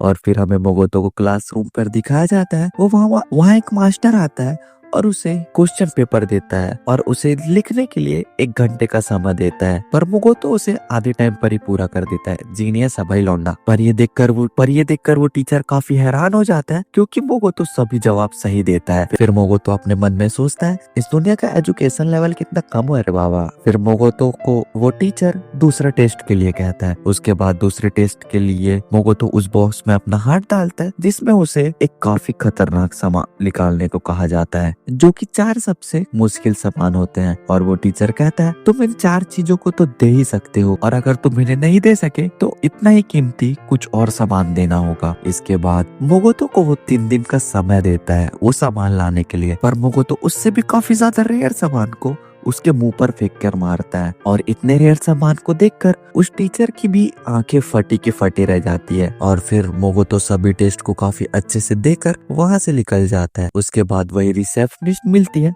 वो कहती है रिजल्ट्स आपको कल तक मिल जाएंगे। उसके बाद हमें सिन को दिखाया जाता है जो कि एक काफी बड़े जायंट केकड़े से लड़ रही होती है और उसे हरा भी देती है। वो उस बड़े से केकड़े का केकड़ा फ्राई बनाकर खाने लगती है। वो उस केकड़े को अपने कटाना की मदद से काफी सारे टुकड़ों में काटती है और फिर सभी को खाने के लिए देती है। और तभी उसे एक और काकर बताता है कि उसकी यादों के रूम पर जाकर मियो सभी यंग मास्टर के यादों को देख रही है। और ये सुनकर तो सिर एकदम बौखला जाती है और दौड़ के मियो को रोकने के लिए जाती है। और वो आकर देखती है तो मियो अपना काम कर रही होती है और एमा सिन का स्वागत करती है। एमा उससे बताती है कि मियो मोगोतो की यादों को ट्रांसलेट कर रही है, पर अभी भी उसकी काफी सारी मेमोरीज हैं जो ट्रांसलेट करना बाकी है, और इसीलिए एमा ने उसे यहाँ पर बुलाया है। और फिर ये सुनकर सिन बहाने बनाने लगती है, अरे मैं तो वो करने जा रही थी लेकिन। और फिर एमा उसे धमकाते हुए कहती है जब तक वो काम अपना सही से कर रही है तब तक वो मोगोतो से ये नहीं बताएगी कि सिन यहाँ पर काफी समय से आ गई है और वो अपना केकड़ा बनाकर खा रही थी। उसके बाद सिन मान जाती है और वो एमा को जाने के बाद ऐतिहासिक नाटक देखने की बात करती है, पर मियो उसे ऐसा करने से मना करती है। पर सिन उसे कहती है मेरे ट्रेनिंग पर जाने के बाद तुम भी तो यंग मास्टर के साथ अकेली थी ना, तुम दोनों अकेले होटल पे रुके थे है ना। और फिर ये सुनकर मियो शर्म के मारे लाल हो जाती है। मियो कहती है मुझसे सवाल जवाब करने के अलावा तुम्हें यंग मास्टर से मिलना चाहिए। फिर हमें मोगोतो को एक बार में दिखाया जाता है, पर उसे वहाँ के ड्रिंक्स की कोई भी नॉलेज नहीं होती, ऐसे ही पहुंच गया होता है लौंडा अपना। फिर वो वेटर से एक रैंडम ड्रिंक मंगाता है जिसका स्वाद ना उसे पता होता है और ना ही हमें। फिर हम 2 लोगों को बात करते हुए सुनते हैं। वो लोग बात कर रहे होते हैं आज जंगल में एक रेड बीस्ट का ग्रुप दिखना बंद हो गया है। वो दूसरा आदमी कहता है शायद ये अचानक उस ग्राइंड क्रैब के आने से हुआ होगा। और उस ग्राइंड क्रैब के बारे में सुनकर वो तो सोचने लगता है कि ये किस तरह का केकड़ा है भाई। और फिर वो वेटर उसके लिए ड्रिंक लाती है। मोगो तो उसे ट्राई करता है पर वो उसे काफी ज्यादा बेकार लगता है क्योंकि उसका स्वाद केले के जैसा होता है। और फिर वो सिन की दुनिया में आ जाता है। फिर फ्रैगमेंट और मोगोतो मिलकर वहाँ पर कुछ फल खाते हैं। मोगोतो उन्हें शुक्रिया करता है कि वो उन्हें फल इकट्ठा करने में मदद कर रही है। फ्रैगमेंट कहती है अफसोस इस बार पहले से काफी कम फल इकट्ठा हुए हैं क्योंकि मौसम ने उनका बिल्कुल साथ नहीं दिया। इस बार तो बर्फ भी गिरी है। मोगोतो फ्रैगमेंट से पूछता है क्या उन्होंने मैजिक विलेज बनाने का काम शुरू कर दिया। फ्रैगमेंट बताती है उन्होंने ये काम शुरू तो कर दिया है पर उन्हें ये काम कैसे करना है वो अभी भी नहीं पता चल रहा है। मोगोतो उसे एक्सप्लेन करता हुआ कहता है मैं तुम्हें समझाता हूँ मैजिक विलेज कैसे बनाते हैं। वो बताता है कि वो डेमी प्लेनेट के फलों से व्यापार शुरू करने वाला है, माने लोगों को बेचना काफी मुश्किल है और इनकी कीमत का अंदाजा लगाना भी उनके बस की नहीं है। और अगर वो ऐसा सामान बेचेंगे जो बाहर की दुनिया में नहीं मिलता तो आगे चलकर उन्हें ये परेशानी हो सकती है। इसलिए वो कुछ ऐसा करेगा कि वहाँ लोग घूमते फिरते आए और वो यहाँ का सामान उन्हें दे देगा, फिर उसका नाम होने लगेगा और इसके बाद वो अफवाह फैला देगा कि मोगोतो मस्त सामान बेचता है। पर हम देखते हैं कि ये सारी बात फ्रैगमेंट सुन ही नहीं रही होती है, वो तो अपना ही मगन होती है। उसके बाद सिन टेलीपैथी से मोगोतो से कहती है कि मियो को कुछ हो गया है, वो जल्दी वहाँ पर आए। पर जब वो वहाँ पहुँचता है तो देखते है कि वो दोनों आपस में लड़ रहे होते हैं। फिर मोगोतो एक एलके से पूछता है कि वो दोनों लड़ क्यों रहे हैं। वह एलके बताती है कि उसके यहाँ से जाने के बाद मियो ने आपकी मेमोरीज को ट्रांसलेट करना शुरू कर दिया और फिर सिन छुप कर डेमी प्लेनेट पर आ गई और उन्होंने किसी को बताया भी नहीं। और मियो ने गलती से वो यादें देख ली जो सिन ने अपने लिए रखी थी और फिर बस ये सब शुरू हो गया। पर मोगोतो को अभी भी कुछ खास समझ नहीं आया होता है। फिर मोगोतो सिन से पूछता है आखिर क्या बात है, वो लोग लड़ क्यों रहे हैं। फिर मोगोतो उन्हें शांत करा देता है और फिर वो मियो को उसकी मेमोरीज सिन को वापस करने के लिए कहता है। उसके बाद वो पूछता है कि आखिर डेमी प्लेनेट में वापस आने के बाद तुमने मुझसे बात क्यों नहीं की सिन। और फिर वो दोनों आपस में ही बहस करने लगते हैं। फिर मोगोतो फिर से उन्हें शांत करा देता है और फिर वापस सीगे आ जाता है क्योंकि उसे सुबह जल्दी काम होता है।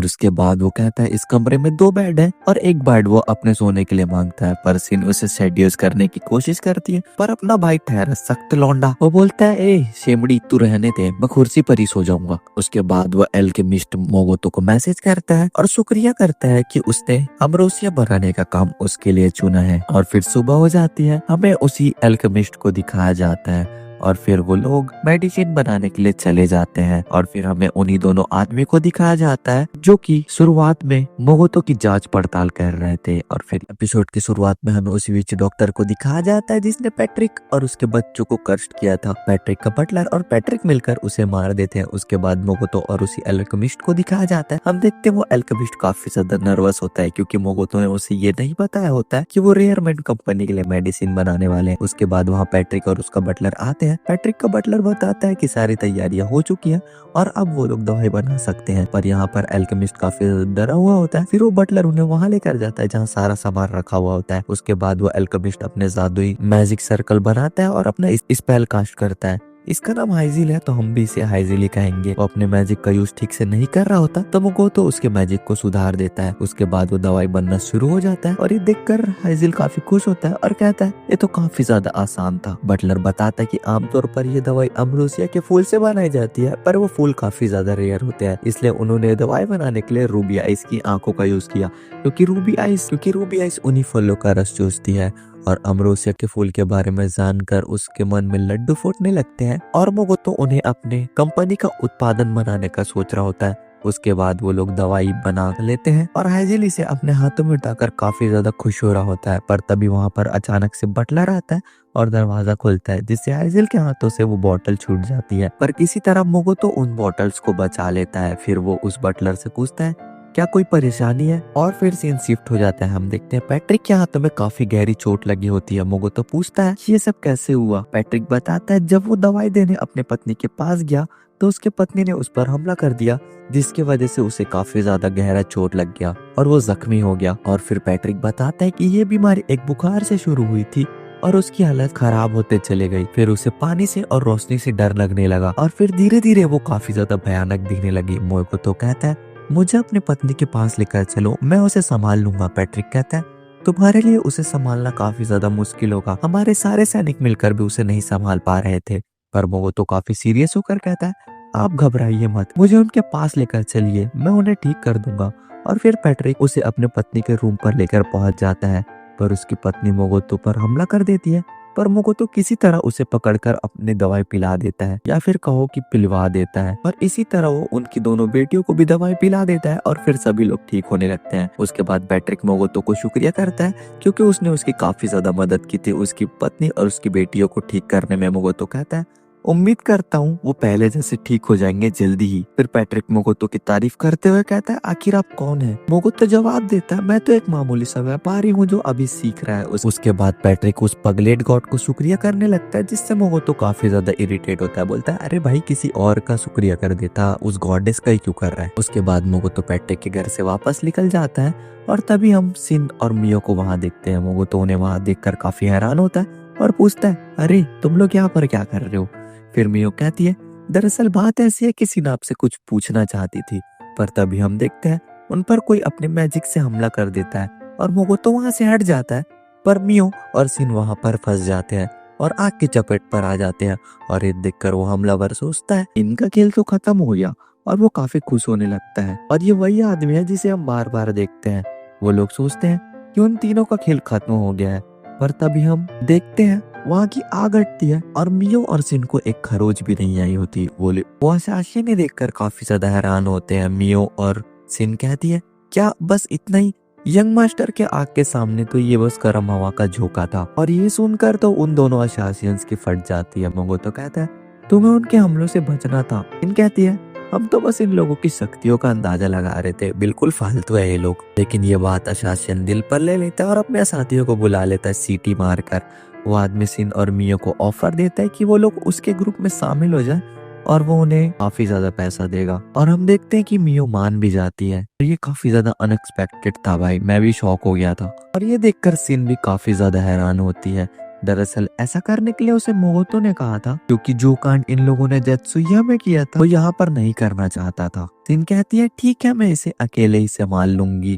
मोगोतो उससे कहता है किसी को जान से मत मारना, नहीं तो मैं तेरा हिसाब कर दूंगा। उसके बाद सिन सभी को घुमा घुमा कर पटक पटक कर बहुत मारती है। उसके बाद वो अशासन मियो से मदद मांगता है और बदले में उसे पैसा देने के लिए कहता है, पर मियो साफ मना कर देती है, चल बे निकल इधर से। उसके बाद वो अशासन के साथ जो लड़का था वो वहां से भागने के लिए अपना टेलीपोर्टेशन मैजिक स्पेल कास्ट करता है, पर मोगोतो उसे रोक देता है और बोलता है कहा भैया कहाँ जा रहे हो, अभी तो पिक्चर बाकी है। फिर वो अशासन अपना डैगर निकालता है और उन पर हमला कर देता है। सिन के सामने कोई कुछ बोल सकता है क्या? सिन लगाती है उसको दो हाथ और पटक देती है जमीन पर। फिर वो अशासन अपने घुटनों के बल आकर जान की भीख मांगने लगता है। सिन भी उसकी मेमोरीज को देखती है और कुछ ऐसा देख लेती है, ऊपर दया आ जाता है और वो उसे छोड़ देती है। वो अशासन कहता है मुझे उसके परिवार को गहरी नींद में डालने के लिए माफ कर दो, पर मोगोतो कहता है गहरी नींद, अबे मरने वाले थे वो लोग। वो अशासन कहता है क्या, लेकिन मेरा तो कॉन्ट्रैक्ट कुछ और ही था।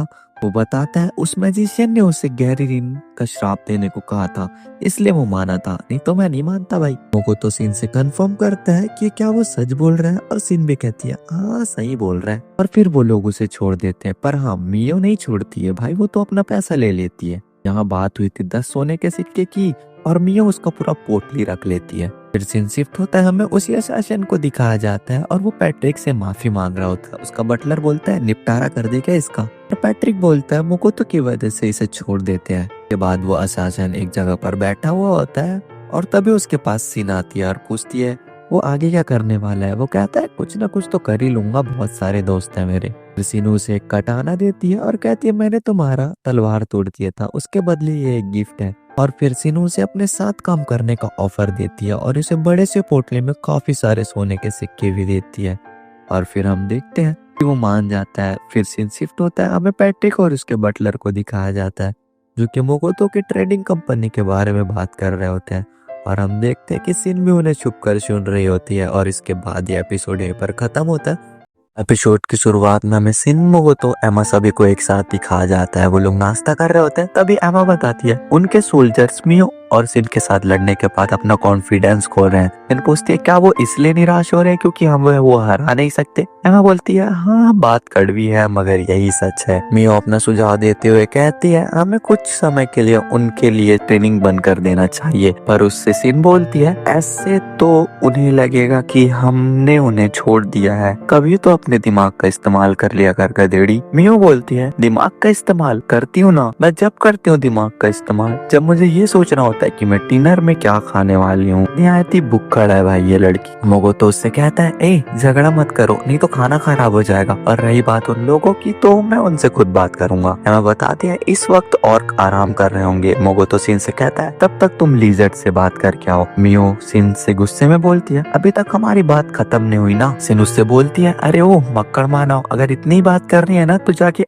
ऑल्के से बात कर। मियो बोलती है मुझे उनसे बात करने की जरूरत नहीं, समझी ना, वो उनके लिए ट्रेनिंग का कोई परेशानी नहीं है। मोगोतो बताता है आल्के काफी ज्यादा ताकतवर है और वो कभी कभी ट्रेनिंग में पार्टिसिपेट करते हैं क्योंकि वो ज्यादातर एल्कीमी में व्यस्त रहते हैं। फिर हमें कुछ और को दिखाया जाता है जो आपस में बात कर रहे होते हैं और मोगोतो, मियो, एमा उन्हें छुप कर सुन रहे होते हैं। उनमें से एक और कहता है आज दोपहर में हमारी यंग मास्टर के साथ ट्रेनिंग है। दूसरा और कहता है मुझे उनके साथ ट्रेनिंग करना बिल्कुल पसंद नहीं, मियो या सिन के साथ ट्रेनिंग करो तो वो लोग मौका तो देते कम से कम मारने का, पर यंग मास्टर तो कोई रहम नहीं दिखाते भाई, बहुत मारते हैं भाई। मुगो तो अपने मन में सोचता है क्या मैं इनके लिए विलन हूँ। उसके बाद मुगो तो वहाँ से वापस आ जाता है और कहता है जितना मैंने सोचा था हालात उससे ज्यादा बुरे हैं, मुझे अपनी शक्तियाँ रोक कर रखनी चाहिए थी। फिर वो सिन से पूछता है लीज एक्समैन के क्या हाल है। सिन कहती है उनकी हालत भी कुछ खास नहीं, जितना उनकी पावर होनी चाहिए थी उससे 10% भी नहीं। मुगो तो पूछता है क्या सभी प्रजातियां एक दूसरे से ज्यादा मेल मिलाप या बातचीत नहीं कर रही। एमा कहती है आपने सही कहा, हर प्रजाति के अपने तरीके होते हैं और वो अपने तक ही रहना पसंद करते हैं। सिन कहती है इसके लिए मेरे पास एक मस्त प्लान है। फिर हमें सभी लोगों को एक साथ दिखाया जाता है मीटिंग में। सिन उनसे कहती है आज अपनी पावर को चेक करने के लिए हम एक ट्रेनिंग करेंगे जो कि आम ट्रेनिंग में नहीं किया जाता। हर क्लैन का एक पावरफुल वॉरियर अपने टेक्निक्स और पावर का प्रदर्शन करेगा और फिर और की तरफ से एग्रिस और लेजर्ड की तरफ से ले लिए आते हैं और फिर वो दोनों टूर्नामेंट में फाइट करने के लिए तैयार हो जाते हैं। वो दोनों एक दूसरे से लड़ने लगते हैं, दोनों ही एक दूसरे को काफी ज्यादा अच्छी टक्कर दे रहे होते हैं, पर ऑर्क की टीम जीत जाती है। पर हम देखते हैं कि मोगोतो के चेहरे पे कोई एक्सप्रेशन नहीं होता और जैसे कि उसे कोई फर्क ही ना पड़ा हो कि कौन जीता। सिन कहती है मैं जानती हूँ आप दोनों ने अपनी पूरी ताकत लगाई, पर अफसोस इसका कोई फायदा नहीं, तुम अभी तक काफी कमजोर हो। एक और कहता है माफ करना सेंसी, आपके लिए भले ही काफी ज्यादा कमजोर और खराब हो, लेकिन हमारे लिए तो ये काफी ज्यादा अच्छा था और ये बहुत अच्छा लड़े। और फिर सिन उसे चिल्लाते हुए कहती है जितना मैंने तुम्हारी ताकत को चाहा था तुम उसके 10% भी नहीं हो, तुम सभी किसी काम के नहीं। हमें एक ताकतवर योद्धा चाहिए जिन पर हम पूरी तरह भरोसा कर सके। और कहती है आज से हर हफ्ते एक बार तुम में से एक इस मुकाबले में पार्टिसिपेट करेगा और उसे हम उसके पावर के हिसाब से रैंकिंग देंगे। एक और कहता है पर इससे तो हमारी टेक्निक सबके सामने आ जाएगी। सीनू से कहती है अरे ओ सुअर की शकल के, तुम अभी इतने पावरफुल नहीं हो कि तुम अपनी खुद की टेक्निक को छुपा सको। फिर सीनू ने काफी लंबा चौड़ा एक भाषण दे दिया। उसके बाद फ्रैगमेंट बोलती है अब आपके सामने यंग मास्टर बोलेंगे। ये लड़की हमेशा मोगोतो को फंसाते रहती है भाई। फिर मोगोतो खड़ा होता है और कहता है मैं सिन के बात से सहमत हूँ, तुम सभी इतने ताकतवर नहीं हो कि अपनी टेक्निक छुपाने के बारे में सोचो, पर मुझे तुम पर भरोसा है। और हाँ गाइस, मुझे भी तुम पर काफी ज्यादा भरोसा है कि अगर तुम लोग यहाँ तक वीडियो देख चुके हो तो सब्सक्राइब और बेल आइकन भी दबा दोगे। तो वीडियो को लाइक कर देना और चलो वीडियो शुरू करते हैं। फिर सिन आकर बोलती है मैं चाहती हूँ आप सभी लोग अपनी तैयारियां जारी रखें क्योंकि कुछ दिनों में डेमी प्लेन रैंकिंग शुरू होगा। फिर सिन शिफ्ट होता है, हमें सिन मियो को देखते हैं। वो लोग री रजिस्ट्रेशन करवाने के लिए आए होते हैं। यहाँ वो लोग मियो का लेवल चेक करते हैं तो उसका लेवल अभी भी 1500 होता है। फिर सिन अपना लेवल चेक कराती है पर उसका लेवल अभी भी मियो से कम होता है 1340। और ये जानकर सिन काफी ज्यादा निराश होती है। उसने इतना प्रैक्टिस किया फिर भी उसका लेवल ज्यादा नहीं बढ़ा। मोगोतो कहता है एक हफ्ते में 20 लेवल बढ़ा और क्या चाहिए। फिर वो रिसेप्शनिस्ट बताती है कि सभी हाई रैंक एडवेंचरर्स रिटायर हो चुके हैं और कई का तो इलाज चल रहा है, इसलिए उन्हें लोगों की काफी ज्यादा जरूरत है इस समय। इसलिए वो रिसेप्शन मोगोतो से रिक्वेस्ट करती है कि वो इस शहर के नंबर 1 एडवेंचरर्स बनाने में किसी को ट्रेनिंग दे और मोगोतो मान जाता है। उसके बाद मोगोतो सिन से कहता है कि वो टोआ के ग्रुप को ट्रेनिंग दे। हाँ कर देती है। फिर मोगोतो उसे शुक्रिया करके वहाँ से जाने लगता है और मोगोतो के जाने के बाद सिन नोटिस करती है कि मोगोतो टोआ पर कुछ ज्यादा ही मेहरबान है और वो अपने मन में सोचती है जरूर उसका चेहरा उसकी दुनिया में किसी के शख्स से मिलता होगा जो मोगोतो का काफी ज्यादा खास है। उसके बाद होता है सिन शिफ्ट। सिन टोआ के ग्रुप को काफी ज्यादा हार्ड ट्रेनिंग देने लगती है। कभी उन्हें पहाड़ों में लटकाती है, कभी उन्हें नदी में फेंक देती है, कभी उनके पीछे मॉन्स्टर छोड़ देती है। भाई ये ट्रेनिंग नहीं टॉर्चर कर रही थी उन लोगों को। उसके बाद सिन उन्हें एक मिशन पर लेकर जाती है और शैडो टेल मॉन्स्टर के ग्रुप के बीच में लड़ने के लिए छोड़ देती है। यहाँ टोआ और उसके सभी लोग काफी ज्यादा डरे हुए होते हैं। टोआ का ग्रुप उन सभी मॉन्स्टर पर हमला करता है पर उनके अटैक का उन पर कोई फर्क नहीं पड़ता। उसके बाद सिन उन मॉन्स्टर के सामने बैरियर बना देती है और टोआ के ग्रुप को डांटते हुए कहती है तुम स्ट्रेटेजी बनाकर क्यों नहीं लड़ते, और फिर उन्हें स्ट्रेटेजी बताती है। फिर वो उन्हें उस मॉन्स्टर से लड़ने के लिए कहती है और अपना बैरियर हटा देती है। इस बार टोआ के ग्रुप मॉन्स्टर्स को काफी ज्यादा आसानी से हरा देते हैं। उसके बाद सिन एक मॉन्स्टर के ग्रुप को खुद से मारने के लिए कह के वहाँ से चली जाती है और एडवेंचरस गिल्ड में आ जाती है। वो उस रिसेप्शनिस्ट के पूछने पर बताती है फिर उसने टोआ के ग्रुप को मॉन्स्टर के केव में भेजा है और ये सुनकर वो रिसेप्शनिस्ट बौखला जाती है और कहती है ये तो पागलपन है, उनमें से लेवल 100 का प्लेयर मुश्किल से मॉन्स्टर को हरा पाता है और तुमने जो टोआ के ग्रुप को उनके पूरे ग्रुप में भेज दिया तभी टोवा का ग्रुप वहाँ आता है जिन्होंने उन मॉन्स्टर के ग्रुप को हरा दिया था और उनकी हालत काफी ज्यादा खराब होती है। फिर हमें मोगोतो को दिखाया जाता है जो मियो से अमरोसिया के फूल के बारे में पूछता है और कहता है इसे हम अपनी शॉप के सबसे रेयर चीज बना सकते हैं। वो कहता है अब मुझे अपनी शॉप बनाने पर ध्यान देना होगा क्योंकि हमें सामान होने के बावजूद उसे बेचने के लिए एक जगह तो चाहिए ही होगा। उसके बाद मोगोतो पैट्रिक के पास पहुंच जाता है दुकान किराए में लेने के लिए और पैट्रिक मान जाता है और कहता है अगर मैं आपकी कोई और मदद कर सकूं तो बताइए। और वो कहता है कहीं अपने खुद की जगह ना लेने का कारण स्पाई से बचना तो नहीं। और फिर हमें छोटा सा फ्लैशबैक दिखाया जाता है। रामो को तो अभी को बता रहा होता है जगह किराए पर लेने की वजह बस ये नहीं, वो सामान बेचना चाहते हैं। अगर किसी भी तरह की लेन देन होती है उसे राज्य को मैसेज करना पड़ता है और राज्य को मैसेज करने के बाद उन पर जासूसी शुरू हो जाएगी। इससे बचने के लिए उन्हें जगह किराए पर लेना पड़ेगा। सीन प्रेजेंट में आता है पैट्रिक उसे एक ऐसा जगह देता है जो किसी के राज्य के हिस्से में नहीं आता। वो तो वहाँ अपनी दुकान आराम से चला सकता है। फिर हमें मियो को दिखाया जाता है जो एक एलके के साथ दिनाशाक के जंगल में पहुंच गई होती है और अमरोसिया का फूल लेनी होती है। अभी हम दो एल्फ को देखते हैं। एपिसोड की शुरुआत में हमें उन्हीं दोनों एल्फ को दिखाया जाता है जिन्होंने कुछ इंसानों को बंदी बनाकर रख लिया था। ये दोनों एल्फ यहाँ की जंगल की रक्षा करती हैं। फिर सीन शिफ्ट होता है मोगोतो की नई शॉप की खुशी में। यहाँ सभी लोग पार्टी मना रहे होते हैं और वो लोग मोगोतो को स्पीच देने के लिए कहते हैं। मोगोतो कहता है इस काम में तो सिन तुम मुझसे ज्यादा अच्छी हो, पर सिन कहती है पर वो लोग मुझे नहीं आपको सुनना चाहते हैं। और फिर मियो वहाँ आती है और मोगोतो से बात करने लगती है, पर सिन मियो को घसीटते हुए वहाँ से लेकर चले जाती है और कहती है मुझे लगता है बाकी लोगों को उनसे बात करने देना चाहिए। फिर उसके बाद मोगोतो के पास एक लड़की आती है और बताती है कि वो एक एलके है, उसका नाम आकिमा है और अब वो काफी ज्यादा समय तक खुद को इंसान में ट्रांसफॉर्म करके रख सकती है। ये बात जानकर मोगोतो आकिमा को शाबाशी देता है। आकिमा मोगोतो से पूछती क्या वो दिनाराक के जंगल के बारे में उसे अभी इंफॉर्मेशन दे सकती है। मोगोतो हाँ कहता है। फिर आकिमा मोगोतो को एक डायरी देते हुए बताती है उन्हें वहाँ पर अमरोसिया के फूल मिले और वो उन्हें तोड़कर लाना भी चाहते थे, पर शायद वहाँ पर जंगल में कोई उनकी रखवाली कर रहा है। मोगोतो कहता है कोई बात नहीं और पूछता है क्या हल्के यहाँ खुशी से रह रहे हैं। आकिमा कहती है हाँ वो सभी यहाँ काफी खुशी से रह रहे हैं और फिर सभी अल्के की जानकारी देती है। आकिमा मोगोतो को सभी चीजों के लिए शुक्रिया करती है। उसके बाद लिजर्ड की तरफ से बात करने के लिए लिली आता है और वो मोगोतो को ग्रीट करते हुए बताता है कि उसने मुकाबले के बाद काफी सारी नई टेक्निक सीखी है और उसे सिन ट्रेनिंग दे रही है। मोगोतो अपने मन में सोचता है सिन का असर पूरे डैमी प्लेनेट पर पड़ने लगा है। उसके बाद सभी लोग काफी एंजॉय करते हैं और वहाँ पर बैरन आता है। बैरन मोगोतो से पूछता है क्या सीगे में रहने वाले लोग काफी ज्यादा अच्छे हैं, क्या वो जगह कैसी है। मोगोतो बैरन को बताता है कि सीगे काफी खूबसूरत जगह है लेकिन सिन और मियो के लिए वो काफी अलग जगह है। उसके बाद बैरन और मोगोतो काफी सारी बातें करते हैं। मोगोतो बैरन से पूछता है क्या वो उनके साथ चलकर उनकी दुकान चलाने में मदद करने के लिए आना चाहेगा। बैरन मान जाता है। फिर हमें सिन और मोगोतो को दिखाया जाता है। सिन कहती है आज यंग मास्टर के साथ इनकी बातें खत्म भी होगी या नहीं। मियो बोलती है हाँ मुझे भी उनसे अमरोसिया के फूलों के बारे में काफी जरूरी बात करनी थी।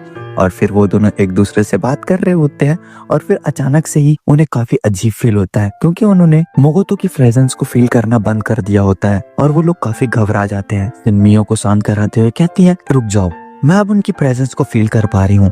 उसके बाद हमें मोगोतो को दिखाया जाता है जो कि अपनी आर्चरी की प्रैक्टिस कर रहा होता है और कहता है अच्छा है मैं अपनी ताकत को कंट्रोल करना सीख गया। तभी वहाँ मियो और सिन आते हैं उसे ढूंढते हुए और मियो उससे गले लगाकर काफी ज्यादा रोना शुरू कर देती है और पूछती है क्या वो ठीक है, उसे कुछ हुआ तो नहीं। मोगोतो सिन से पूछता है क्या सब ठीक है, कहीं उन पर हमला तो नहीं हुआ है। सिन उस पर गुस्सा करते हुए बताती है कि वो अनगिनत बार मर चुका है। मोगोतो कहता है ओह पगलेट देख तेरे सामने जिंदा खड़ा हूँ मैं। सिनो से बताती कि जब वो अपनी आर्चरी की प्रैक्टिस करने के लिए फोकस करता है तो अपने आसपास की सभी चीजों में मिल जाता है और अपनी प्रेजेंस खो देता है और ऐसा तभी होता है जब कोई आदमी मर जाता है। मियो रोते हुए कहती है मुझे लगा जैसे आपको कुछ हो गया है। मोगोतो कहता है डरने की कोई बात नहीं है, देखो सब कुछ एकदम ठीक है। सिन बताती है कुछ ठीक नहीं है। मोगोतो की पावर दिन ब दिन बढ़ती जा रही है और इस समय वो मैजिक के मामले में उस गॉडेस के लेवल जितना हो गया है और अगर उस गॉडेस को इस बारे में पता चला तो ऐसा हो सकता है कि वो गुस्से में आकर उसकी जान ले ले और उसे तुरंत डॉफ से पावर को सप्रेस करने वाला इक्विपमेंट बनवाने को लिए कहती है। फिर सीन शिफ्ट होता है। हमें मोगोतो को देखते हैं वो अपने दुकान के सामान की खरीदी करने के लिए जा रहा होता है और वो यहाँ काफी ज्यादा थका हुआ होता है। वो रास्ते में चलता हुआ जा रहा होता है, तभी उसके तरफ एक बैग उड़ता हुआ आता है, पर मोगोतो उसे डॉच कर लेता है। और तभी वो आदमी वहाँ आता है जिसका वो बैग होता है। वो मोगोतो से माफी मांग कर कहता है मुझे माफ कर दीजिए, और अपना सामान उठाने लगता है। मोगोतो सोचता है ये कॉमन नहीं बोल रहा, शायद ही कोई डेमी ह्यूमन है। मोगोतो उससे बात करने की कोशिश करता है और वो देखता है कि वो आदमी काफी हद तक उसी के जैसे दिखता है। फिर तभी उसके पास एक लड़की आती है जो उससे चिपकने लगती है। मोगोतो देखता है कि वो गलती से कहीं और ही पहुंच गया है। वो लड़की अपनी एड़ी चोटी का दम लगा देती है उसे सेड्यूस करने के लिए, लेकिन अपना भाई तो ठहरा सख्त लौंडा कहाँ ही पिघलने वाला है। वो उस लड़की से खुद को छुड़वाने ही वाला होता है, पर उससे पहले ही वहाँ पर मियो और सीना जाते हैं और उसे इस हालत में देखकर उसे घसीटते हुए घर लेकर जाते हैं। और अब तो भाई साहब मोगोतो की वाट लगने वाली है। सीना और मियो काफी गुस्से में उससे पूछते हैं कि वो आखिर वहाँ पर क्या कर रहा था। मोगोतो बोलता है कि वो वहाँ पर गलती से पहुंच गया था और वहाँ से भागने की कोशिश करता है, पर मियो अपने स्पाइडर वेब से सभी तरफ जाल बिछाकर उसे रोक देती है। वो दोनों उससे पूछती है क्या वो दोनों उसके लिए काफी नहीं है। मोगोतो कहना तो चाहता है कि वो उसके परिवार का हिस्सा मानता है, लेकिन ऐसा बोलता नहीं। फिर वो दोनों मिलकर उसके कपड़े फाड़ देती है और उसके साथ वो करने के लिए कहती है जो मैं इस वीडियो में नहीं बता सकता। और हाँ, अगर तुम चाहो तो मुझे इंस्टा में फॉलो कर सकते हो, मैं डिस्क्रिप्शन में उसका लिंक दे दूंगा या फिर यूजर नेम ही डाल दूंगा भाई। अरे वीडियो से भटक रहा हूँ। तो हाँ, इन और मियो मिलकर मोगोतो के साथ कुच्ची कुच्ची करने की कोशिश करते हैं, पर मोगोतो वहाँ से अपनी जान बचाकर भागता है। और यहाँ मियो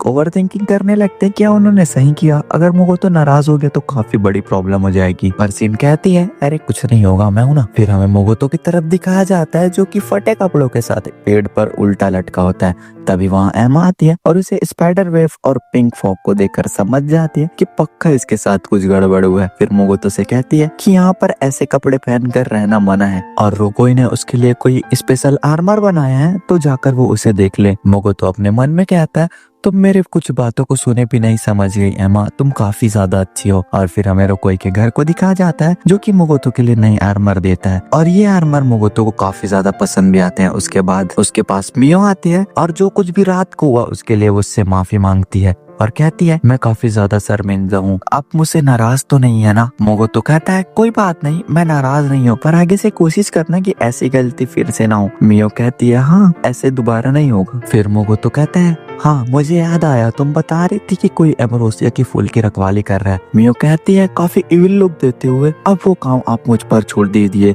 मैं उसे अकेले ही संभाल लूंगी। पर मोगोतो उसके इंटेंशन को समझ के उससे कहता है कि वो उसके साथ जाना चाहता है और ये सुनकर तो मियो का दिल गार्डन हो जाता है भाई। फिर वो लोग दिनारात के जंगल में पहुंच जाते हैं और उनका कोई पीछा करने लगता है और ये बात उन दोनों को पता होती है कि उनका कोई पीछा कर रहा है। मोगोतो उनसे पीछा छुड़वाने के लिए कहता है और मियो अपनी स्पाइडर वेब से उन्हें फंसा देती है और फिर वो लोग अमरोसिया के फूल के पास पहुंच जाते हैं। आगे फूलों की तरफ फिसलन होती है, इसलिए मोगोतो मियो को अपना हाथ पकड़ने के लिए कहता है और मियो काफी खुश हो जाती है और फिर वो दोनों हाथ पकड़कर आगे चलने लगते हैं। और फिर तब हमें उन्हीं एल्फ को दिखाया जाता है जो वहाँ की रक्षा करते हैं और वो उन दोनों को रोक देते हैं और ये देखकर तो काफी ज्यादा गुस्सा हो जाती है भाई मियो। मोगोतो उन एल्फ से बात करने की कोशिश करता है पर कोई फायदा नहीं, मियो ट्रिगर्ड हो चुकी थी और इसका ये भी लोग देख के तो भाई किसी के भी फट जाएगी। और मियो के पावर्स को सेंस करते हुए वो जो उन लोगों का पीछा कर रहे थे वो लोग भी अमरोसिया तक पहुंच जाते हैं और वो लड़की कहती है अमरोसिया के फूल हमें मिल गए, अबे सारे फूल हम लेकर जाएंगे। और ये सुनकर उन एल्फ को लगता है कि मोगोतो भी उन लड़कियों के साथ मिला हुआ है, पर मोगोतो समझाने की कोशिश करता है कि मैं इन लोगों के साथ नहीं हूँ। और यहाँ मियो तो अपने अलग ही गुस्से में थी भाई। उन एल्फ में से एक लड़की कहती है ए लड़की तुमसे रेड लोटस की खुशबू आ रही है। मोगोतो सोचता है हम उनसे तो काफी पहले मिले थे। उसके बाद वो एल्फ लड़कियां उन पर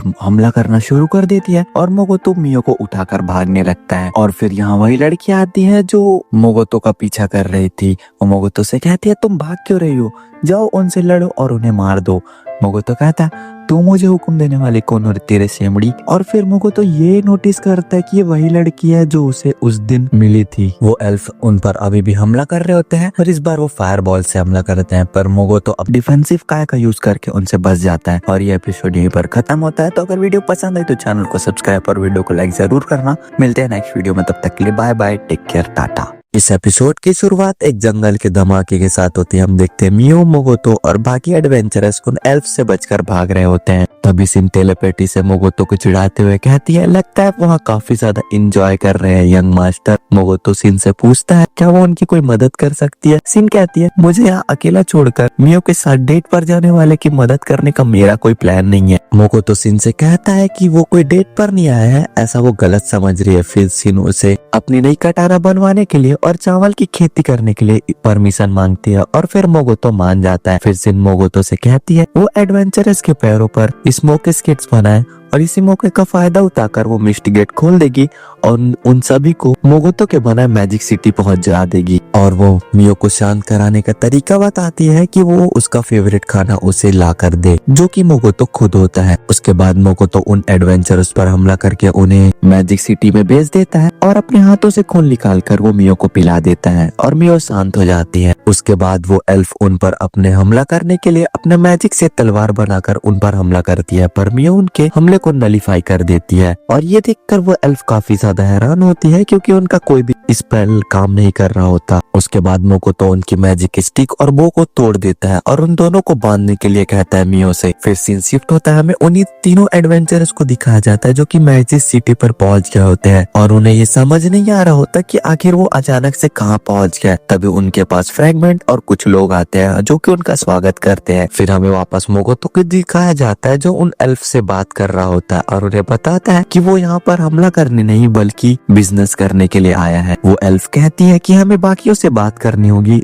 उसके बाद वो तूने बताएगा। और वो दोनों अपना नाम बताती है। इस बड़ी लड़की का नाम एगुआ है और इस छोटी वाली लड़की का नाम एग्रीस। उसके बाद वो एल्फ उन्हें अपने गांव में लेकर जाती है जिसका नाम होता है फेरिस ओकर। वहाँ मोगोतो पहुंचकर किसी ऐसे बैरियर को फील करता है जिसे उसने पहले भी फील किया था। उसके बाद वो लोग उन्हें एल्डर्स के पास लेकर जाते हैं। वो एल्डर्स उनका स्वागत करते हैं और कहते हैं आपका the forest of the augurs में स्वागत है। और वो बताता है कि उसका नाम नेगिस्टोरी है और वह यहाँ का प्रतिनिधि है। मियो उनसे पूछती है क्या वो एक एल्फ नहीं है। वहाँ के सभी एल्डर्स कहते हैं सोल्स पर निर्भर होने के बजाय वो खुद के सूझबूझ से जंगल को संभालते हैं, इसका मतलब वो एक अलग प्रजाति है। पर तभी वहाँ पर नेगिस्टोरी का बेटा आता है और कहता है तुम सब गलत समझ रहे हो, एल्फ एक अलग प्रजाति नहीं है। फिर वो अपना नाम बताता है और कहता है उसका नाम है अडोनो।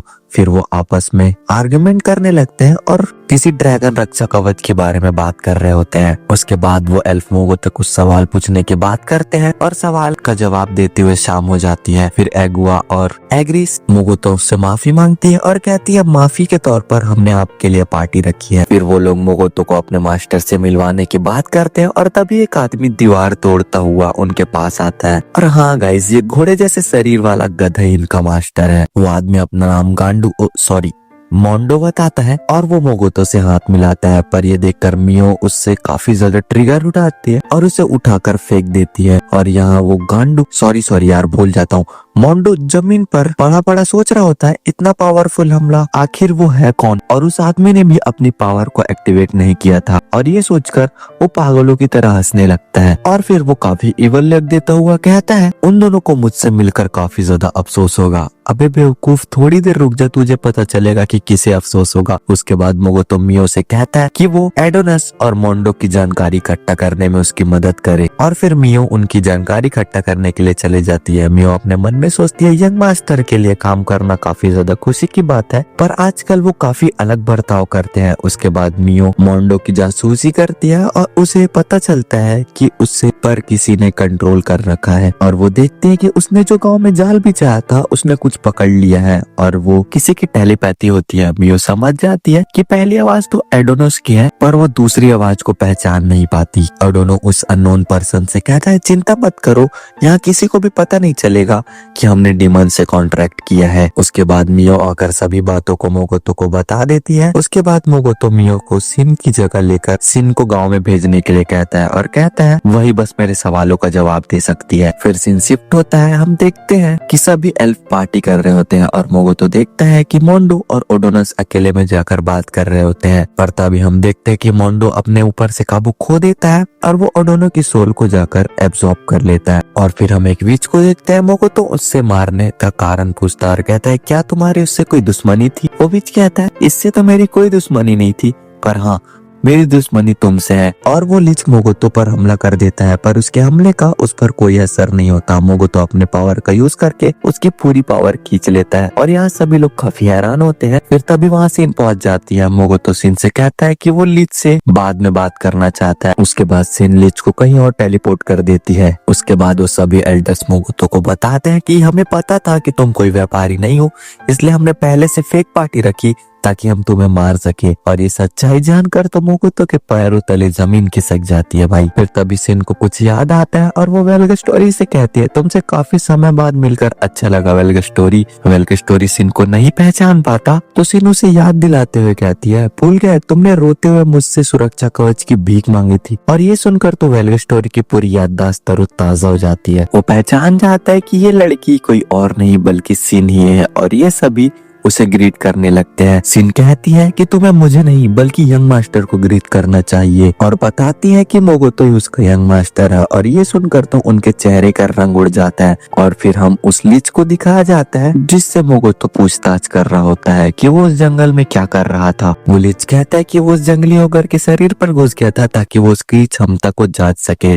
सिन उससे पूछती है कि वो अमर होकर आखिर क्या हासिल करना चाहता है। वो लीच कहता है कि वो एक ग्रैंड बनना चाहता है और बताता है कि ग्रैंड किसी भी दुनिया में आ जा सकते हैं। मोगोतो उससे कहता है, तुम्हें देखकर तो लगता है कि तुम्हें जादू के बारे में काफी कुछ पता है और उससे जादू सीखने के लिए कहता है। उस लीच को ऐसा लगता है कि मोगोतो उसका मजाक उड़ा रहा है, पर मोगोतो उससे कहता है कि तुम गलत समझ रहे हो, मैं सच में तुमसे कुछ मैजिक सीखना चाहता हूँ। और बताता है कि उसकी मैजिक के बुक में बस एक ही पन्ना है जो कि उसके दोस्त ने उसे लिख कर दिया था। और ये जानकर तो उस लीच की हालत कुछ ऐसी हो जाती है। उसके बाद सिन उस लीच की मिसअंडरस्टैंडिंग को क्लियर करते हुए कहती है, एक हेड वो नहीं होता जो किसी भी दुनिया में आ जा सके, मन की दूसरी दुनिया में गया हुआ इंसान ही अगर सरवाइव कर लेता है तो उसे ग्रैंड कहा जाता है। मोगोतो सिन से पूछता है, क्या दुनियाओं के बीच सफर किया जा सकता है? सिन कहती है, हाँ, लेकिन ऐसा करना काफी ज्यादा रेयर है। वो सोचता है कि उसकी सारी मेहनत बेकार हो गई, पर सिन उसे ऑफर देते हुए कहती है कि वो मोगोतो के साथ मिल जाए और ऐसा कर कर वो मोगोतो को काफी ज्यादा मैजिक सिखा सकता है। और फिर लीच मान जाता है। उसके बाद हमें उन्हीं तीनों एडवेंचरर्स को दिखाया जाता है जो यहाँ पर खजाना चुराने का प्लान बना रहे होते हैं और यहाँ वो लोग मोगोतो की अंगूठियों को खजाना समझ रहे होते हैं, मतलब मियोनीर को। उसके बाद हम वापस मोगोतो और लीच को देखते हैं जो एक दूसरे के साथ कॉन्ट्रैक्ट बना रहे होते हैं। उसके बाद उनका कॉन्ट्रैक्ट हो जाता है और लीच काफी हैंडसम लड़के में ट्रांसफॉर्म हो जाता है। उसके बाद वो आपस में काफी सारी बात करते हैं, पर तभी एक बड़ा सा धमाका होता है और सिन के सर से खून बहने लगता है और वो बेहोश हो जाती है। और एपिसोड की शुरुआत में हमें सिन को बेहोश दिखाया जाता है। मोगोतो बियो को सिन के खून को रोकने के लिए कहती है और वो लीच के साथ धमाके वाली जगह पर जाने लगता है। फिर हमें उसी जगह को दिखाया जाता है जहाँ धमाका हुआ था और वो पूरी जगह पूरी तरह से तबाह हो चुकी होती है। फिर हम मोगोतो और लीच को देखते हैं जो भागते हुए उसी धमाके वाली जगह पर जा रहे होते हैं, पर लीच कमजोर बॉडी होने की वजह से थक जाता है और उसे चक्कर आने लगते हैं। लीच मोगोतो से कहता है, अच्छा हुआ कि मैं अपनी पावर्स को बचा कर रखूं, अगर मैंने ऐसा किया तो मैं जख्मी लोगों की मदद कर पाऊंगा। और ये जानकर मोगोतो काफी हैरान होता है कि वो एक लीच होने के बावजूद भी हीलिंग मैजिक कर सकता है। लीच बताता है कि वो इसमें काफी ज्यादा अच्छा है। उसके बाद मोगोतो उसे वहीं से हील करने के लिए कहता है और वो लीच को छोड़कर उस जगह पर पहुंच जाता है। और मोगोतो हादसे वाली जगह पर पहुंचकर देखता है कि आल्के काफी ज्यादा जख्मी होता है और सोचता है ये आल्के इतना ज्यादा जख्मी कैसे हो गया, ये तो खुद को ठीक कर सकते हैं। मोगोतो उस आल्के की हालत को देखकर सोचता है कि वो मर चुका है, पर लीच कहता है आसपास के सभी लोग सुरक्षित हैं, पर आपके पास जो है वो पूरी तरह से घायल है। और ये सुनकर कि वो घायल है, मरा नहीं है, मोगोतो को एक होप मिलती है। उसके बाद मोगोतो अपने काय का यूज करके उसे हील कर देता है। लीच कहता है अब सभी खतरे से बाहर है, आगे का वो खुद संभाल लेगा। पर तभी मोगोतो फील करता है कि उसकी पावर चारों तरफ फैली हुई है। तभी उसके पास एक छोटी बच्ची रोते हुए आती है और उसे एक लॉकेट देती है और उसे देखकर मोगोतो समझ जाता है कि ये उसी ओगर का है जिसने कुछ दिन पहले उससे बात की थी। वो बच्ची बताती है कि वो लोग छोटी सिन के साथ वहाँ इंसानों को रोक रहे थे। फिर मोगोतो उसी जगह पर जाता है जहाँ धमाका हुआ था और वहाँ देखता है कि वहाँ पर फॉग गेट खुला हुआ है और सोचता है कि कहीं इस धमाके की वजह से सीगे जाने वाले पुराने दरवाजे तो नहीं खुल गए। उसके बाद उसे दरवाजे के उस पार एक एडवेंचरस की प्रेजेंस महसूस होती है और वो छोटी सी और को भी महसूस कर पाता है। तभी बोगोतो को याद आता है कि लोग अपनी चेतावस्था भी छोड़ पाते हैं जब वो मर जाते हैं। बोगोतो उस एडवेंचरस से पूछने के लिए उस गेट की तरफ जाता है और जैसे वो अपना हाथ बढ़ाता है तो उसे उस एडवेंचरस की मेमोरी दिखने लगती है। हम देखते हैं ये वही औरत की यादें होती है जो कि बोगोतो का पीछा कर रही थी और अब वो बोगोतो को सब समझ आ जाता है कि उसका उस औरत से मिलना कोई इत्तेफाक नहीं था बल्कि एक सोची समझी साजिश थी। और बोगोतो उन सभी चीजों को देखकर समझ जाता है कि वहाँ पर क्या हुआ होगा। उसके बाद हमें उस औरत को दिखाया जाता है जो कि सीगे शहर में पहुंच चुकी होती है। फिर हमें उन हथियारों को दिखाया जाता है जो कि उसने चुराए होते हैं और वो उसे लेकर सोच रही होती है आखिर उसकी जान बची गई। पर तभी चारों तरफ फॉग छाने लगती है और अक्खा पब्लिक को पता है कि कौन आने वाला है और अब यहाँ अपना भाई पहुंच चुका होता है। और सच कहूँ तो भाई इसके इस एविल लुक को देखकर तो सच में मजा ही आ गया। वो लड़की बोगोतो को देखकर कहती है कि तुम काफी ज्यादा डरावने लग रहे हो और पूछती है क्या वो एक डमी ह्यूमन है। पर बोगोतो यहाँ काफी ज्यादा गुस्से में होता है और उस लड़की की तरफ आगे बढ़ने लगता है। और गाइस आगे का सीन काफी ज्यादा डिस्टर्बिंग है। बोगोतो उस लड़की के सामने जाकर कहता है इस समय मैं यही सोच रहा हूँ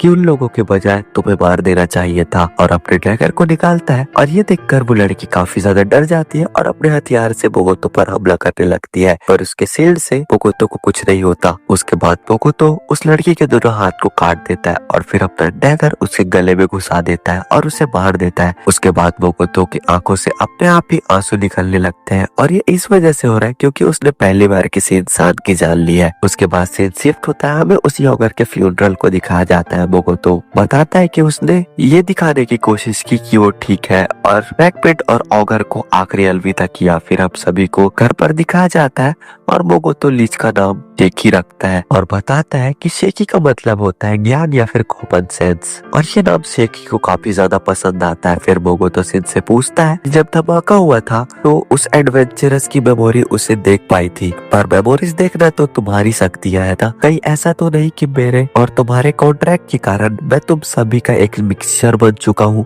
और ये सुनकर सीन हंसने लगती है। सेफी बताता है कि कॉन्ट्रैक्ट के हिसाब से कोई भी सर्वेंट अपने मालिक का हिस्सा नहीं बन सकता और उसके अंदर नहीं जा सकता, ऐसा हुआ तो वो दोनों एक जैसे हो जाएंगे। सेफी आगे कहता है कि बोगोतो जब चाहे अपने सर्वेंट्स का पावर यूज कर सकता है पर ऐसे समझने में थोड़ा समय लगेगा। सिन कहती है ऐसा तभी हो सकता है जब एक मालिक को अपने सर्वेंट पर पूरी तरह भरोसा हो। और ये सुनकर मियो काफी ज्यादा जेलस फील करती है और कहती है ये बस एक इत्तेफाक था और ऐसा कुछ नहीं है, अगर यंग मास्टर घायल होंगे तो मेरी भी पावर अवेकन हो जाएगी। और अब फिर से सिन और मियो एक दूसरे से लड़ने लगते हैं और बीच में वो शेकी को भी घसीटने लगते हैं और शेकी बेचारा जाकर एक कोने में बैठ जाता है। फिर सीन शिफ्ट होता है, बोगोतो शेकी के साथ जाकर एमा और बाकी लोगों को मैजिक सिटी पर चारों तरफ दीवार बनाने के लिए कहता है जिससे लोगों को लगेगा कि मैजिक सिटी वहीं तक सीमित है और वहाँ लोग सुरक्षित रहेंगे। बोगोतो लिजर्ड मैन को इलाके में निगरानी करने के लिए कहता है और आल्के को बोगोतो के बारे में पूछता है। आल्के कहती है उसे ठीक होने में थोड़ा समय लगेगा पर वो जल्दी ही ठीक हो जाएगा और वो आल्के बोगोतो की जान बचाने के लिए शुक्रिया करती है। फिर बोगोतो उस आल्के से कहता है कि वो एडवेंचरस का भेष बदलकर मैजिक सिटी पर रहे और सबकी निगरानी रखे क्योंकि वो नहीं चाहता कि ऐसा इंसिडेंट दोबारा हो। उसके बाद हमें रोकोई के घर को दिखाया जाता है और यहाँ बोगोतो और सभी लोग इस बारे में बात कर रहे होते हैं ये इंसिडेंट दोबारा ना हो। बोगोतो बैरन से कहता है कि एडवेंचर्स के लिए डॉफ द्वारा बनाए गए सामान काफी ज्यादा रेयर होते हैं इसलिए उनकी अच्छे से ध्यान रखें। और फिर हम एक और को देखते हैं, बोगोतो उसके पास जाता है और कहता है तुम तो वही हो ना जो हमेशा उसके साथ रहा करते थे और उससे माफी मांगता है। वो कहता है यंग मास्टर आपने हमारे पूरे गांव की रक्षा की है, आपके लिए जान देना तो फक्र की बात है। बोगोतो कहता है जब मैं उसके माता पिता से माफी मांगने गया था तो उन्होंने भी मुझसे यही कहा और फिर वो उससे डेमी प्लेनेट की रक्षा करने के लिए शुक्रिया कहता है। के बाद रात हो जाती है। सीके बोगोतो से पूछता है क्या बात है, क्या आपको कोई बात परेशान कर रही है। बोगोतो कहता है वो बस डेमी प्लेनेट की फ्यूचर के बारे में सोच रहा है। उसके बाद बोगोतो पैट्रिक के पास पहुंच जाता है और पैट्रिक उसे एक मैप दिखाता हुआ कहता है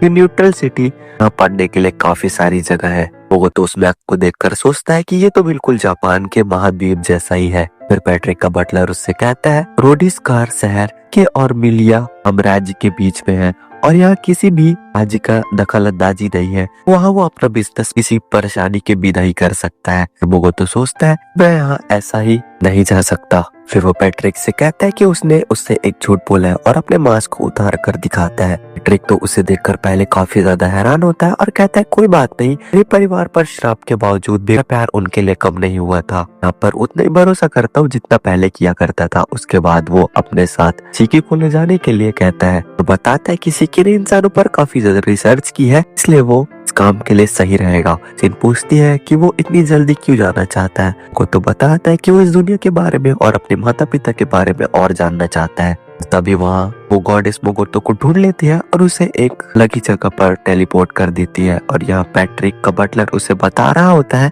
मिलीनिया टेटोनिया दोनों साम्राज्य मिलकर डीमंस पर हमला करने जा रहे हैं। और हम मोगोतो को देखते हैं इसके ऊपर एक लड़की हमला करने के लिए आती है और मोगोतो उससे बाल बाल बचता है। फिर मोगोतो देखता है कि उस हमले की वजह से उसकी 2 उंगलियां कट गई होती। एपिसोड की शुरुआत में मोगोतो को दिखाया जाता है और उन्हीं दोनों लोगों को दिखाया जाता है। मोगोतो सोचता है आखिर ये लोग हैं कौन, यहाँ हो क्या रहा है। उसके बाद वो खुद को शांत करता है। इस लड़के का नाम है मित्सुरुगी और लड़की का नाम है सोफिया। मित्सुरुगी मोगोतो को देखकर कहता है क्या उस गॉडेस ने एक डमी ह्यूमन को चुना है। सोफिया कहती है हाँ, लगता है वहाँ लोगों की कमी पड़ गई है। और ये गॉडेस का नाम सुनकर समझ जाता है कि ये सब उस देवी का किया कराया है। मोगोतो सिन और शिकिया मियो से कांटेक्ट करने की कोशिश करता है पर इसका कोई फायदा नहीं होता। तभी सोफिया मोगोतो पर हमला कर देती है। मोगोतो उसे डॉज करता है पर मोगोतो देखता है कि उसके आर्मर और डिफेंसिव का सोफिया के हमले को पूरी तरह नहीं रोक पा रहे हैं। मोगोतो कहता है जितना मैंने सोचा था मेरी हालत उससे ज्यादा खराब हो रही है और इस समय मैं बस अपने तीर कमान का इस्तेमाल कर सकता हूँ। सोफिया कहती है अच्छा अब मुझे समझ आया कि उस गॉडेस ने तुम्हें क्यों भेजा है। और वो मोगोतो से पूछती है क्या तुम सच में कोई डेमी ह्यूमन हो या फिर इंसान से दिखने वाले कोई क्रिएचर। मोगोतो उससे कहता है अरे ओ अकल की हड्डी, अच्छे से देख इंसान ही होगा। और पूछता है ये बताओ कि तुम लोग हो कौन और मुझ पर हमला क्यों कर रहे हो और मैंने तुम्हारा क्या बिगाड़ा है जो तुम मुझ पर हमला कर रहे हो। सोफिया बताती है कि बदकिस्मती से वो लोग इंसानों की तरफ से नहीं बल्कि डीमन की तरफ से है। इसका मतलब वो उसका दुश्मन है। पर वो तो समझ नहीं पा रहा होता कि सोफिया कहना क्या चाहती है। सोफिया बताती है कि एक जंग का मैदान है और यहाँ इंसान और डीमंस के बीच जंग होने वाली है। और ये सुनकर वो तो सोचता है अरे मरी भैया कहीं मैं इस लड़ाई के बीच में तो नहीं फंस गया। तभी मित्सुरुगी कहता है ये हमारे डीमन आर्मी को आगे बढ़ने से रोक रहा है, हमें इसे जल्दी हटाना होगा। फिर मोगोतो डेमी प्लेनेट पर वापस जाने का सोचता है पर ये सोचकर रुक जाता है कि अगर उसने ऐसा किया तो वो लोग उसका पीछा करेंगे। उसके बाद मोगोतो अपना रेड सूट एक्टिवेट कर लेता है और उन पर अपने फायरबॉल से हमला करता है और वहाँ से भागने की कोशिश करता है। पर वो देखता है कि उसके चारों तरफ मेटल की दीवार बन चुकी है जो कि मोगोतो के लिए काफी बड़ी प्रॉब्लम खड़ी कर रही होती है। सोफिया कहती है जितना मैंने सोचा था तो मुझसे काफी ज्यादा ताकतवर हो। सोफिया मित्सुरुगी से हेल्प मांगती है। उसके बाद मित्सुरुगी की ब्लेड पर जंप करते हुए मोगोतो तक पहुंच जाती है और मोगोतो पर टेलीपोर्ट होकर हमला कर देती है। पर मोगोतो उसके हमले से बच जाता है और उसके लिए वो अपने डिफेंसिव का यूज करता है। पर सोफिया के अटैक की फोर्स इतनी ज्यादा होती है कि मोगोतो का डिफेंसिव का चकनाचूर हो जाता है और उस पर हमला फिर से करती है। पर मोगोतो अपने आर्मर की वजह से बच जाता है। सोफिया कहती है तुम तो काफी मजेदार हो पर तुम मेरे हमले से बचे कैसे। मित्सुरुगी कहता है शायद वो गॉडेस की मदद ले रहा है। उसके बाद सोफिया अपनी ट्रिक निकालती है और उसे तोड़ देती है और कहती है अब कोई गॉडेस तुम्हारी मदद नहीं कर पाएगा। अरे वो पगलेट, उसकी कोई गॉडेस नहीं मदद कर रही है। और यही बात मोगोतो भी कहता है अरे वो चुड़ैल सी शक्ल की मेरी कोई गॉडेस मदद नहीं कर रही है, समझी रहा। मित्सुरुगी मोगोतो को बातों को समझ पा रहा होता है और उससे पूछता है देवी तुम्हारी मदद नहीं कर रही, इसका क्या मतलब है। क्योंकि जब तुम नीचे आ रहे थे तो तुम्हें मैंने देखा था, तुम्हारे आसपास देवी की ब्लेसिंग्स थी जो कि चमक रही थी। मोगोतो उससे कहता है इसी सवाल का जवाब तो मुझे भी जानना है, पर जो भी हो मेरे पास तुमसे लड़ाई करने का कोई कारण नहीं है। पर वो दोनों सोचते हैं कि मोगोतो डर चुका है और अपनी जान की भीख मांग रहा होता है, ऐसा उन लोग को लग रहा होता है। और यहाँ पर मैं बस इतना कहना चाहूंगा कि अरे वो बेटा हाथ में अगर वो मासूम सा चेहरा लेकर जो बंदा खड़ा है ना, अगर वो अपने औकात पे आ गया तो तुम्हारे 4 पुश्ते अपने पैदा होने पर अफसोस करेगी। बाय द वे स्टोरी पर आते हैं। फिर वो लोग मोगोतो से कहते हैं मरने से पहले अपना नाम बता दो। मोगोतो कहता है पहले तुम लोग अपना नाम बताओ। मित्सुरुगी बताता है कि उस लड़की का नाम है सोफिया बुल्गा और उसे ड्रैगन हंटर के नाम से भी जाना जाता है। और फिर वो अपने बारे में बताता है कि उसका नाम है लैंसियर और लोग उसे मित्सुरुगी के नाम से भी जानते हैं। उन लोगों का नाम सुनकर मोगोतो जान जाता है कि यही वो दुनिया का सबसे ताकतवर एडवेंचरर है और ये ड्रैगन जिसने उसे मारा था। फिर वो लोग मोगोतो का नाम पूछते हैं। मोगोतो कहता है मेरा नाम है कुजुनोहा मोगोतो और मैं एक आम सा व्यापारी हूँ, पर उन दोनों को भरोसा नहीं होता कि वो तो एक आम सा व्यापारी है। और सोफिया कहती है हम वो है जो आज तुम्हें मारेंगे। के बाद वो सभी एक दूसरे पर हमला करने के लिए तैयार हो जाते हैं और अब हमें दिखाई जाएगी काफी ज्यादा नेक्स्ट लेवल आइकॉनिक फाइट, क्योंकि अब मोगोतो अपनी सभी ड्रॉपनीर को उतार कर लड़ने वाला है। इसके बाद हमारे गोकू छठी औलाद गोकू जैसे पावर अप करके एक बड़ा सा अटैक करता है और ये देखकर तो उन दोनों की हालत खराब हो जाती है और वो लोग दूर जाकर गिरते हैं। फिर वो अपने डिफेंसिव का यूज करके उन्हें ढूंढ लेता है। उसके बाद मोगोतो अपना हथियार निकाल लेता है जो कि उसे डॉफ ने दिया था। मोगोतो कहता है पता नहीं था इसका यूज इतना जल्दी करना पड़ेगा और उसमें से हमला करता है। वो दोनों उस हमले को बचने की कोशिश करता है, पर मोगोतो अपने मन में कहता है कोई फायदा नहीं, ये हमला इतना ताकतवर है कि तुम्हारे चीथड़े उड़ा सकता है। और वो हमला सीधा जाकर उन दोनों पर लगता है। मित्सुरुगी कहता है ये पावर उसके पास आ कहाँ से रही है, उसकी पावर तो बढ़ती जा रही है। और मोगोतो इस बार आग के बाद पानी की पावर्स का यूज करता है। मित्सुरुगी कहता है पानी के खिलाफ लड़ना मेरे लिए बहुत आसान होगा और अपने चारों तरफ एक बैरियर बना लेता है। पर मोगोतो का वाटर मैजिक का अटैक इतना ज्यादा पावरफुल होता है कि मित्सुरुगी उसे झेल नहीं पाता और मित्सुरुगी बर्फ में जम जाता है। पर तभी सोफिया उस पर आकर हमला कर देती है, पर मोगोतो उससे बच जाता है। सोफिया उस पर अपर स्लैश मारती है, पर मोगोतो अपने डिफेंस में अपने हथियार को सोफिया की तलवार पर मारता है और उसका तलवार टूट जाता है। पर तभी सोफिया आकर मोगोतो को पकड़ लेती है और मित्सुरुगी आसमान में सभी तरफ अपने मैजिक का यूज करके तलवार को बिछा देता है। सोफिया मोगोतो को पकड़कर आसमान में ले जाती है और उसे तलवार के ऊपर फेंक देती है, पर मोगोतो अपनी पावर का यूज करके उन पर तलवारों को तोड़ देता है और आसमान में से काफी सारे फायर बॉल गिरने लगते हैं। उसके बाद मोगोतो अपने वाटर मैजिक में ड्रॉपनीर का यूज करके काफी बड़ा हमला करता है और वहाँ पर एक काफी बड़ा धमाका होता है। वहाँ सभी डेवन बर्फ के टुकड़े में बदल जाते हैं और उस धमाके की वजह से वहाँ पर एक काफी बड़ा तालाब बन जाता है। सोफिया और मित्सुरुगी की तो अधमरी हालत हो जाती है। सोफिया कहती है उस हमले की वजह से उसके सारे कपड़े फट गए। मित्सुरुगी बताता है कि उस हमले की वजह से उसका एक पाव टूट गया। सोफिया कहती है अगर वो अभी भी जिंदा होगा तो मैं उससे टूट कर मार दूंगी। उसके बाद सीन शिफ्ट होता है। मोगोतो की आंख सीधे डेमी प्लेनेट पर खुलती है और उसके आजू बाजू सिन और मियो सोए होते हैं। मोगोतो उठकर देखता है तो उसकी उंगलियां सही सलामत और मोगोतो को अचानक से देखकर सिन और मियो दोनों ही हैरान हो जाते हैं। उसके बाद अब पैट्रिक और उसके बटलर को देखते हैं। पैट्रिक वहाँ न्यूज़पेपर पढ़ रहा होता है और उसमें से उसको एक लेटर मिलता है। पैट्रिक उसे पढ़ता है तो उसे पता चलता है डीमंस के खिलाफ की गई जंग इंसान जीत चुके हैं और उनकी मदद किसी देवी के दूत ने की और हमें पता है कि ये देवी का दूत आखिर कौन है। और यहाँ मोगोतो सिन को मित्सुरुगी के बारे में बता रहा होता है। इन्हें जानकर काफी हैरान होती है कि वो अभी तक जिंदा है। वो तो कहता है वो उस ड्रैगन हंटर सोफिया के साथ है और उन लोगों ने ये सोचा कि मैं इंसानों की तरफ से लड़ रहा हूँ। किसी की कहता है कि शायद उस गॉडेस ने उसे जानबूझकर भेजा होगा ताकि वो डीमन से लड़ सके, इसलिए उसने अपने मैजिक सर्कल का यूज किया। मियो काफी गुस्से में कहती है मास्टर के साथ उसने ऐसा करने की हिम्मत कैसे की, तो उसे नहीं छोड़ूंगी। और मोगोतो उसे साथ करा देता है और कहता है मैंने काफी लापरवाही दिखाई, मुझे तैयार रहना चाहिए था। मोगोतो कहता है मैंने सोचा कि मैजिक का बेसिक सीखने के बाद चीजें थोड़ी बदल जाएगी, इसलिए वो अकेडमी में जाने वाला है और वो शिकी को साथ में लेकर जाएगा। सिन कहती है हमें भी आपके साथ चलना चाहिए क्योंकि वो पगलेट देवी कुछ भी कर सकती है। वैसे सिन बोल तो सही रही है, वो गॉडेस पगलेट तो है। मोगोतो कहता है ठीक है तुम मेरे साथ चल तो सकती हो, पर मैं तुम्हें और मियो को छुपा कर रखूंगा, पर हाँ लड़ने के समय में तुम्हें जरूर मौका दूंगा। सिन कहती है वैसे हमारे बीच कोई और भी है जिसे मैं आपसे मिलवाना चाहती हूँ। सिन उसे बुलाती है और हम देखते हैं छोटी सिन को और ये देखकर मोगोतो काफी हैरान हो जाता है कि छोटी सिन अभी जिंदा है। वो छोटी सिन आती है और मोगोतो को बताती है कि वो सिन का एक फ्रैगमेंट है।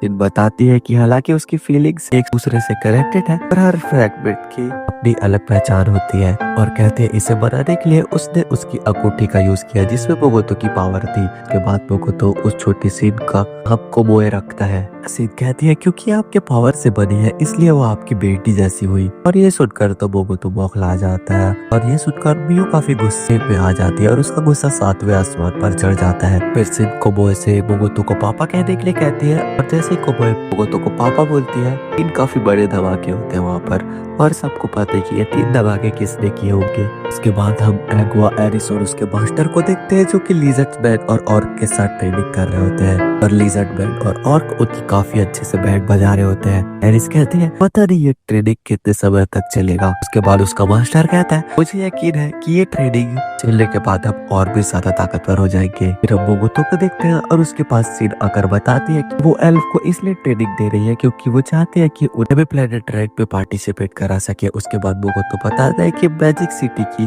शुरुआत अच्छी रही और सीखे में उनकी दुकान भी खुल चुकी है। उसके बाद हमें सभी लोगों को मिलकर शॉप की तरफ दिखाया जाता है जो कि सामान बेच रहे होते हैं और उन लोगों के सामान बेचने का तरीका कस्टमर्स को काफी पसंद भी आ रहा होता है और सभी लोग उनकी शॉप पर आने लगते हैं। फिर हम बैट्रिक और उसके बटलर को देखते हैं जो कि छुप कर उन्हें देख रहे होते हैं और काफी हैरान होते हैं कि मोगोतो की शॉप पर नहबी हुबस भी काम कर रहे हैं। और यहाँ सीके मोगोतो से कहता है सभी लोग काफी अच्छी तरह से काम कर रहे हैं और उन्हें मजा भी आ रहा है। मोगोतो याद करता है कि वो लड़ाई जहाँ हुई थी वहाँ इंसान और डिव दोनों ही तरफ के लोग मारे गए थे और उसने उस मैजिक को करने के लिए अपनी पूरी चाल लगा दी थी। उसके बाद मोगोतो बताता है कि उसकी दुनिया के तो और लोग पहले से उस लड़ाई में थे जो कि पहले के हीरोज रह चुके थे। फिर वो आसमान की तरफ देखता हुआ कहता है मम्मी पापा मैं फिर कभी वक्त निकाल कर आपके बारे में जानने की कोशिश करूंगा।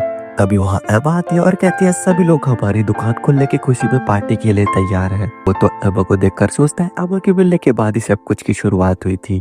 तो वो सभी लोगों को याद करते हुए कहता है दुनिया उतनी बुरी नहीं है जितना मैंने सोचा था और ये सीरीज यहीं पर खत्म होती है। तो एपिसोड की शुरुआत में मोगोतो और शिकी को शीटी पर चलते हुए दिखाया जाता है। मोगोतो कहता है ये चलना कितना फालतू काम है। शिकी कहता है मैजिक यूज करके उस गॉडेस की नजर में आने से तो अच्छा ही है, अगर हमने ध्यान नहीं दिया तो हम फिर किसी जंग के मैदान पर पहुंच जाएंगे। मोगोतो कहता है ये सब उस कम्युनिटी गॉडेस की गलती है। फिर शिकी कहता है हम रेत्सु गार्डन के काफी ज्यादा करीब हैं, आप शॉपिंग कर लीजिए तब तक मैं कोई अच्छा सा जगह ढूंढ लेता हूँ जिसपे हम रह सके। मोगोतो कहता है तुम कोई सा भी जगह ढूंढ लो हम रह लेंगे। पर ये सुनकर भी शिकी चिल्लाते हुए कहता है आप कहीं भी नहीं रह सकते, आप मेरे यंग मास्टर है और लोग क्या कहेंगे। फिर मोगोतो सोचता है क्या उसने सिन और मियो को डेमी प्लेनेट पर अकेला छोड़कर ठीक किया और फिर हमें उन्हें दिखाया जाता है। मियो सिन से कुकिंग सीखने में मदद मांगती है। सिन कहती है मैं तुम्हारी अचानक से दिलचस्पी देखकर ये समझ गई हूँ कि तुम यंग मास्टर के सामने अपने स्किल्स दिखाना चाहती हो और इसलिए तुमने कुछ लोगों को लिए खाना भी बनाया है। फिर हमें उन लोगों को दिखाया जाता है जिन्होंने मियो का खाना खाया होता है। सिन पूछती है इस तरह उन्हें दृश्य को देखकर तुम्हें क्या लगता है, पता नहीं तुम मुझसे क्या सुनना चाहती हो। मियो कहती है पर मैंने तो बस करी राइस बनाया था यंग मास्टर की मेमोरीज को देखकर। सिन पूछती है क्या तुमने यंग मास्टर को इसके बारे में पूछा था, पर मियो कहती है नहीं ये तो एक सरप्राइज था। एमा पूछती है ये ग्रीन चीज आखिर है क्या। बैरम पूछता है क्या ये मिनरल है और मियो हाँ कहती है और ये सुनकर तो सिन का दिमाग खुल जाता है, वो खून की उल्टियां करने लगती है और फिर सिन मियो को बताती है कि डेमी प्लेनेट पर ज्यादातर जीव जिसमें मोगोतो भी आता है मिनरल्स नहीं खा सकते और ये सुनकर तो मियो का दिल ही टूट जाता है कि ये कोई कुकिंग स्किल्स नहीं है। सिन उससे कहते हैं तुम्हारे लिए दुनिया की सभी चीजें खाने लायक है तो क्या तुमने कभी कुकिंग में समय दिया है। मियो कहती है पर मुझे फ्लेम का यूज करने काफी अच्छे तरीके से आता है और ये सुनकर सिन उसे एक ब्रेड देती है और उसे कहती है कि उसे ब्राउन करने के लिए जैसे कि एमा ने किया है, पर मियो उस ब्रेड को पूरी तरह से जला देती है। सिन कहती है तुम्हें अभी कुकिंग नहीं बल्कि काफी कुछ सीखना है। उसके बाद मोगोतो को एक रेस्टोरेंट पर दिखाया जाता है, वो वहाँ एक नया डिश खा रहा होता है जिससे वो काफी अजीब तरीके से खा रहा होता है। वहाँ का स्टाफ मोगोतो से कहता है अरे भाई तेरा चेहरा अच्छा नहीं है, कम से कम खाना तो ढंग से खा ले, कम से कम एक्टिंग तो कर ले अच्छे से खाने का। मोगोतो उस शॉप के स्टाफ से कहता है ये डिश दिखने में काफी अजीब है पर इसका स्वाद बढ़िया है इसलिए मैं थोड़ा अजीब से खा रहा हूँ। वो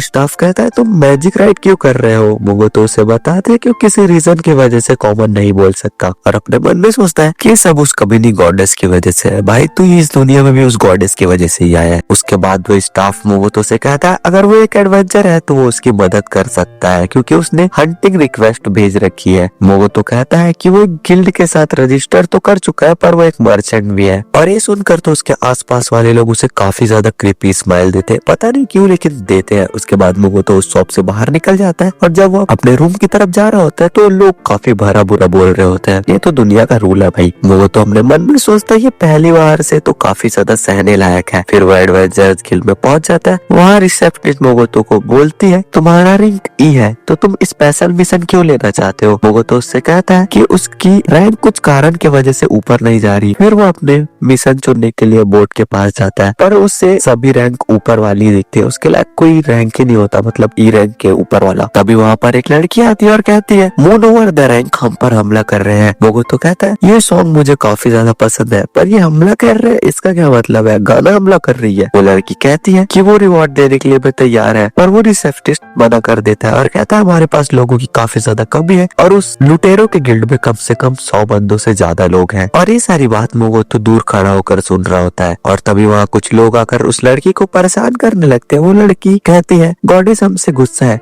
क्योंकि तुम जैसे बुरे लोग यहाँ पर बढ़ गए हैं। मोगोतो सोचता है उस गॉडेस ने जो मेरे साथ किया उसके हिसाब से तुम्हारे साथ ये कुछ भी नहीं। और फिर हम मोगोतो को देखते हैं जो एक गली में जा रहा होता है और उसके कुछ लोग पीछा करने लगते हैं। पर मोगोतो जो अपने इन्वेस्टिगेटिव का यूज करता है तो वो देखता है कुछ लोग एक लड़की को परेशान कर रहे होते हैं। ये वही लड़की होती है जिसको उसने गिल्ड में देखा था। पर तभी मोगोतो वहाँ पहुंच जाता है और सभी की अच्छी खासी धुलाई कर देता है और उस लड़की को और उसके दोस्त को बचा लेता है और उस लड़के के दोस्त को हील कर देता है। फिर मोगोतो उस लड़की को कहता है कि उसका नाम मोगोतो है और वो एक एडवेंचर है। फिर वो लड़की अपना नाम बताती है कि उसका नाम लीना है और वो टर्पो विलेज से है और उस लड़के का नाम है इटो और वो एक वेयरवुल्फ है। मोगोतो वेयरवुल्फ के यही सोचता है क्या ये वेयरवुल्फ है। उसके बाद बोलता है हाँ ठीक है। फिर मोगोतो लूना से मून ऑफ द आर्क के बारे में पूछता है। लूना बताती है कि उन्होंने उसके गांव के सबसे ताकतवर आदमी को हरा दिया है और उस आदमी की वाइफ को भी मार दिया है और बाकी गांव वाले का कहना है और बाकी गांव वाले के कहने पर हमने अपना सब कुछ उन्हें दे दिया है। उसके बाद इटो को होश आ जाता है और वो पूछता है क्या गिल्ड वालों ने उसकी रिक्वेस्ट एक्सेप्ट की और लूना मना करती है। और यहाँ मोगोतो सोच रहा होता है कि मुझे अब मौत की आदत हो चुकी है, मैंने अपने हाथों से कई लोगों को मारा है।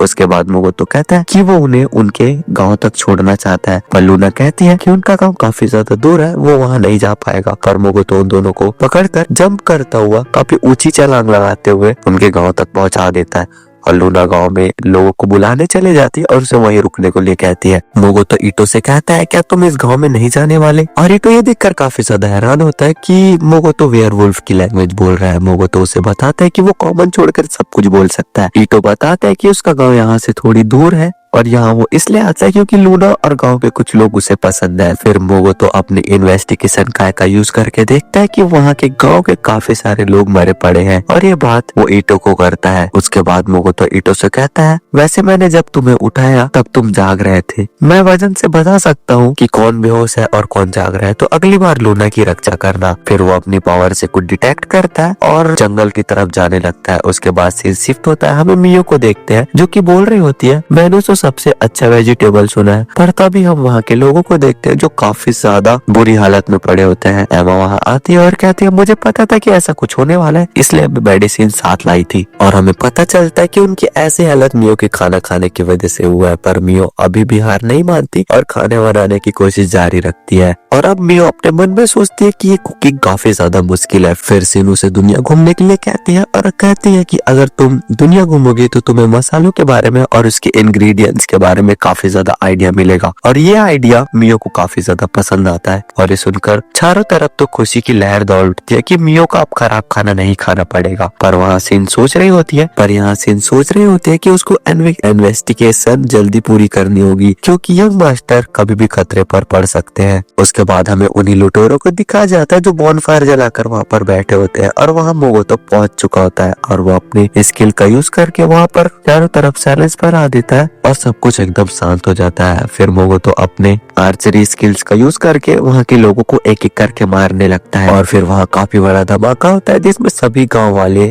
और इटो भी देख रहे होते हैं। और हम मोगोतो को देखते हैं जो कि उन लुटेरों को बॉस को वार्निंग दे रहा होता है कि अगर उसने ऐसा कुछ दोबारा किया तो वो उसे जान से मार देगा। और वो लुटेरे का बॉस काफी डरा हुआ होता है। फिर हम मोगोतो और शिकी को देखते हैं जो कि रास्ते पर चल के जा रहे होते हैं। मोगोतो शिकी से पूछता है क्या उसने रहने के लिए कोई जगह मिली। शिकी हाँ कहता है और उसे रूम की तरफ ले जाने लगता है। पर तभी मोगोतो उस गॉडेस की आवाज सुनता है जो कहती है कि उसे दुनिया के लिए दूसरे हीरोज मिल चुके हैं।